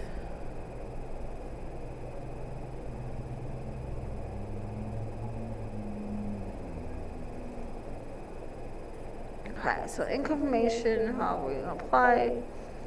Accounts information includes passbooks, checkbooks, bank information, assets such as properties, real and personal, stock, bonds, IRAs, annual life insurance, burial insurance. Okay. So apparently assets are classified. Income information includes savings, checking accounts, checkbooks, bank statements. Information on assets such as properties, real and personal property, stocks, bonds, IRAs, AMEs, life insurance, burial insurance, and trust funds owned by you and or your spouse.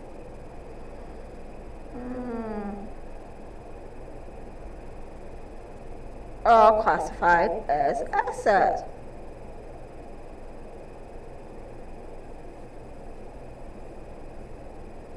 So basically anything that has a value to it is classified as an asset. Which is crazy. So, don't know if that helps at all, but they're saying anything that has a value to it that can be sold is classified as an asset under the Department of Social Services, and it is not a basic necessity. Lovely. All right, so let's go over the application itself. So first, it says do not write shade in this area, do not write in a shaded area. It says if you need some sort of asset visual impairness, you can check these that apply. Okay, so what is your primary language? You can specify your primary language. English and Spanish is what it mostly is in. But they do have other languages you have to ask for. Other specify, which means you may need an interpreter or you can bring an interpreter. Do any of these apply to you? Responsible accommodations, problems with English, need child care, not need child, foster care, need food, pending eviction, serious medical problems, having no income, fire or other disaster, no place to stay or homeless, fuel, utility shut-off, drug, alcohol problems, need child support, need established parentage, victim of domestic violence, pregnant. Okay? Now, the person who normally goes in puts in their first name, last name, marital status, phone number. You gotta check if it's mobile or not. Where you're currently living. If you're not currently living somewhere you don't have an address, you don't need to put in your address. How long you've lived there. Former address if you've just moved.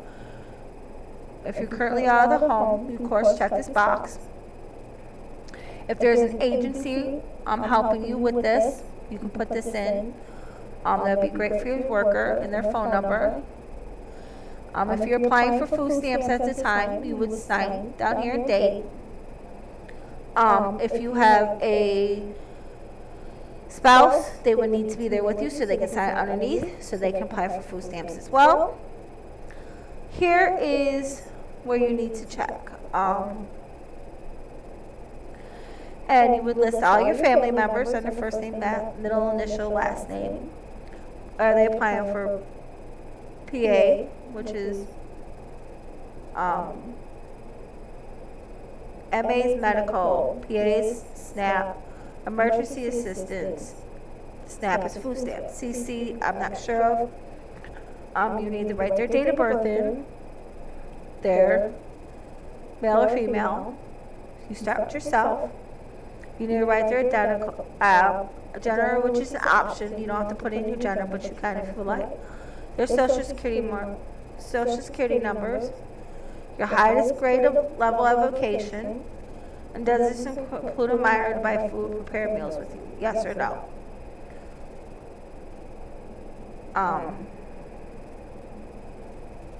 These are names which you've gone by, your maiden name, of course. If you've ever been sanctioned, yes or no, and the reason. if a non-applicant is information, non-citizen, satisfactory immigration status, this is where you put your non-citizen status, down here in the bottom. Okay. Now, for each one of these of your person, you would check H for Hispanic, Indian, Asian, unknown, MA only. You would write these in here, in the little boxes, versus you check one, and you write yes, no, yes, no, for each individual person, which is underneath. So if you're Hispanic and Native American, you would check yes for Hispanic, yes for Native American, and no for the rest. You would literally write no, or yes, or why, and no, okay? They're very much sticklers with that, with the yes and no's. Down here, this is not right shaded areas. This is for SNAP, which is the next section. Write your name, middle initial, last name. Start with yourself. If you're a citizen or a non-citizen, this is your registration or alien number, signature for everybody and date, and again, check what your emergency, what you're applying for. And this is if you're applying for anyone 21, born an unmarried parent, blah, blah, blah, yes or no. For an individual under 21, assigned parent, non-custodial parent, if you're not, yes or no. Name of individual under 21 and who the non-conditional parent is. And the intended parent of birth, okay? And if you know their social security number. This says what your tax filing, and if you're filing taxes, and who you're filing for, you would just write in their names, middle initial, last name, single, married, and how you're filing. And if you've got numbered dependents, absent deceased spouse information, excuse me, this is where you put that information.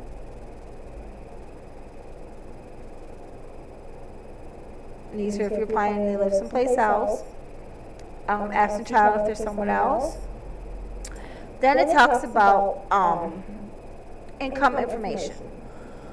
And you can check yes or no, and then you put them in. So unemployment insurance, supplement, Social Security disability, Social Security dependent benefit, survivor's benefit, retirement benefits, pensions. Okay, that's all classified stuff that, you know, what they can figure what you have as income. Dividend, interest, stocks, bonds, savings, that's what we were talking about by annuities, or things that could be sold, your stocks, bonds, and savings. There's things that you can get rid of for income. Workers' compensation, if you're getting any money from them, is classified. New York State's disability benefits, veterans benefits, public assistance grant, allotments, educational grants or loans, gifts received, are all classified, can be classified as income. Foster care maintenance payments, if you receive any, again, through child support, depends on which state you live in, some do, some don't. Spouse's report is classified as income.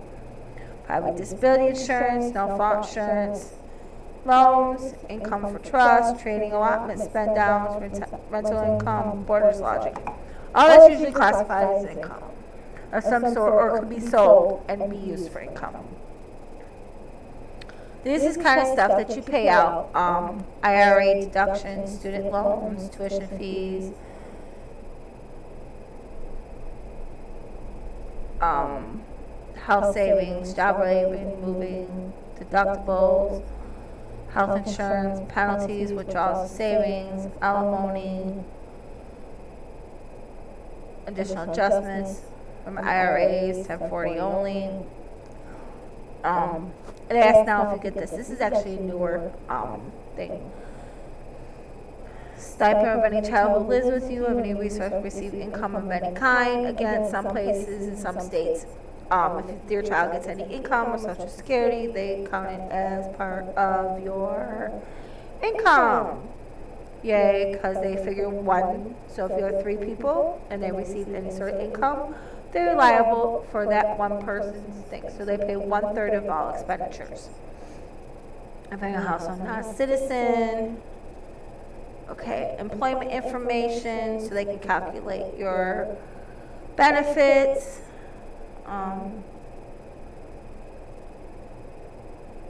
Or self-employed, if you're self-employed, that 1099, everyone, they're gonna be looking for it. So they'll have to cover health insurance for you, what you pay out for health insurance, care expenses, this is kind of what are you paying for, employer information, if you're filing for unemployment and we're filing for a strike, a migrant seasonal farmer, have medical conditions, limited ability to work any type. This is where you put your medical limitations. Could you accept a job? Say yes or no. Why? What type are you looking to work? Are you looking to do?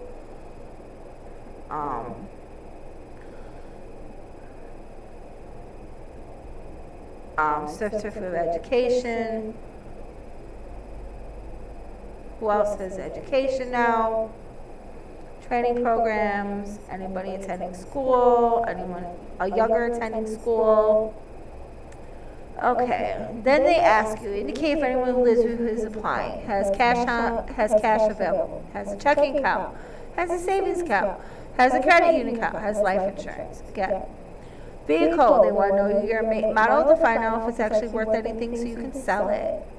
Stocks, bonds, certificate of mutual funds, sellable, have savings bonds, sellable, IRAs, 401s, Ks you can dip into again for your finances, that's why they ask about them. Irrevocable burial trust, again, burial trust, sometimes you can dip into, depending on where it's from, for anything like that. A burial space, sometimes people sell their burial spaces just to afford their gas and electric bills. Any real estate, including income producing and non-income producing property, which means, you know, do you have income or are you living in your property? If you're living in your property, how much is it worth? Okay, you know, and if you sold it today, is it more valuable? If you sold it today and paid out what you owe on it, do you still how much income would you have left over? Or is there no income if you sold it today and if you paid off what your mortgage is or what you owe to the bank, if it's less than what you will receive? Has eligible for an income tax refund. They want to know if you're going to get a one-time payment and how much they can actually deduct you if you can actually lose that income tax refund. They like to know if you're claiming taxes. Has you annuity, which again, depending on what the annuity is, they like to see if you have money savings. The beneficiary of a trust, again, one-time claim. Can they wait if you're a beneficiary of a trust fund or anything that is a one-time payment, and you notify them if it's more than what they would pay out or less than they would pay out to give you what you receive after taking care of what you need to take care of. Can they minus out any services for you or lower food stamps? Has safe deposit box, again, any savings, anything of value. Resources other than listed above, anything that you have that can actually give you any type of income. Your spouse is not implying or living with you giving away cash, sole transfer, any real estate income or personal property in the last 36 months. This means wants to know if you have, in the last 30 months, have you sold anything, transferred anything, just to receive social services in the last 3 to 6 months, because that value of property, if it was sold less than the value of property, you could be in trouble for. Yes. See, and if you look down here, it says vehicle information. So what they will do is they'll tell you your make and model. So they're going to put in the year, the make, the model, okay? And they're going to put your owner's name. And they're going to want to know how much you owed on it and what the value is. And is it exempt? And who's the lien holder and the account number. So they're going to find out if you're paying off your vehicle every month. Isn't that great? And how much you're actually making a month so that they actually determine what values you should. And if it is exempt, why would this vehicle be exempt? So if you're riding around in a rusty bucket on 4 barrel tires and the engine is about to kick out and it's only worth, I don't know, $500, they're not gonna care. If you're driving around in a new Mercedes Benz, I don't know, $80,000 vehicle, and you're paying this and that on it, they're kind of gonna look at you like, why do you need social services sometimes? Indicate if anyone who is applying for any medical bills or medically related expenses, and indicate with a spend down, because the spend down actually is classified as a non-tax deduction. Health or hospital accident insurance from an employer. Health insurance available through your employer. Again, so they don't need to. Has a Medicare, red card, white, blue card, because again, Medicare has different services and also may help you with benefits. Disabilities, needs home care, SSI, apply for SSI, if you're pregnant, receives treatments, all things that would classify as if you can work or not. Do not write in the shade space. Who are your landlords, the address, what your shelter expenses, what your heating bills are, what do you pay out, who lives with us, the following electricity bills, natural gas bill, water bill, if you pay extra for air conditioning, how you heat, if you pay for propane instead of natural gas, if you have both, sewer, trash, other utilities classified as utility expenses. Do you have public housing? Do you have Section 8 subsisting housing? Again, if you get Section 8, they classify your Section 8 as an income because it's a government program that is assisting you with housing. So therefore, it pays out to a certain percentage of your housing. So therefore, it's classified as kind of like an income. What you pay out child support, pays for certain things, care. Can you cook at home? Can you prepare meals at home? If not, they do give you stipends for food. And it says do not rate your shared area. If you actually look with all your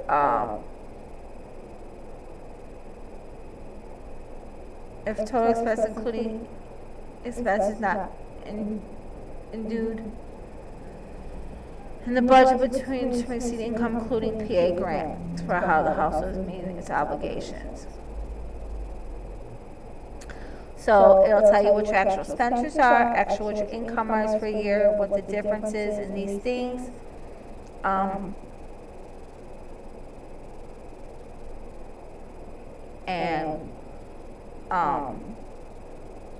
Does client receive contributory, yes or no, and if so, from who? These are all like little notations. If you look in these,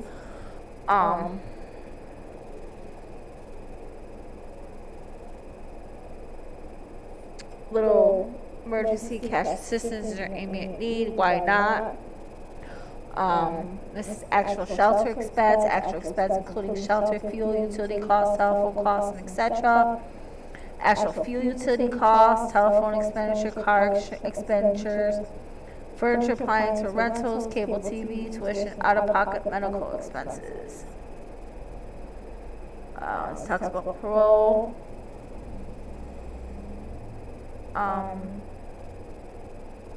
What documents are on file for you, overdue payment. So once you put in your information here, if you look to the side where they put in, it'll put in actual cost of heating, the name of the dealer, the account number, who's on the name of the bill, who's tenant of record, okay? And they'll actually, monthly cost, once you show them your bills, and they'll actually put them in and then write the number down here of what you actually spend out, and then add it to what you get monthly, and that's how they figure out all your income value. It's crazy. If you really, really look in these little silver pockets, so see, room and board, monthly actual cost, or rent, or mortgage payment, property tax, including school tax. So if you own a home, they'll do your mortgage payment or trailer rock payment, what the principal is on it, so what you paid off, the interest rate on that payoff, what property tax you pay out, your home insurance and fire. They put down your tax including mortgage escrow payment, assessment in the sewer, etc. total mortgage line is on 1 through 6. And then they try to put in what your house value is and what they've paid off, and then they'll subtract that and tell you what your house is actually worth. And yes, they do these little things. If you really, really look into these little corners, so it says pregnant statement is on file, drug alcohol on file, and they'll check these off. And it says SID CAT referrals completed, disability interview, medical report, disability ADI tray, ACI family planning completed. These are little things that they talk about, and if it's needed or if it's been completed, when you hand in paperwork. Okay, it says consider child resource lump sums, boats, campers, snowmobiles, engine development account, IDAs, exempt vehicles. So if you look over here, tell you what you've requested, resources, checklist, of market values, DMV clearances, bank statements, assessment records, and process car vehicle titles, car vehicle registration, models, bank clearances, 1099s, and if it's all on file, so they can keep track of it yearly. Life assurance, the face amount, and the cash value.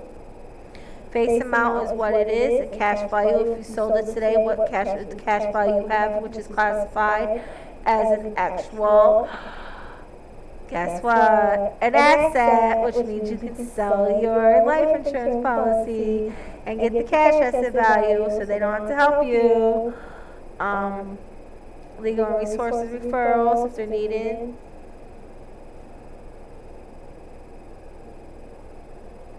College informations. If you've received it, it's been requested, or if it's been received. Child care payments, which is what they'll take out of your income. Workers' compensation.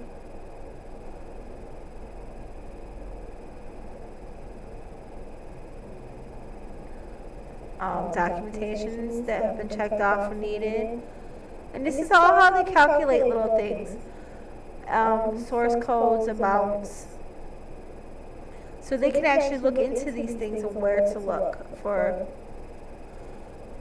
income. So they actually have to assist you.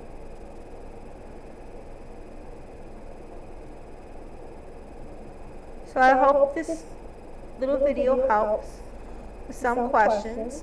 Again, I just use MyState. If you'd like more information, please let me know. And join me for our next video. Thank you. Have a great day.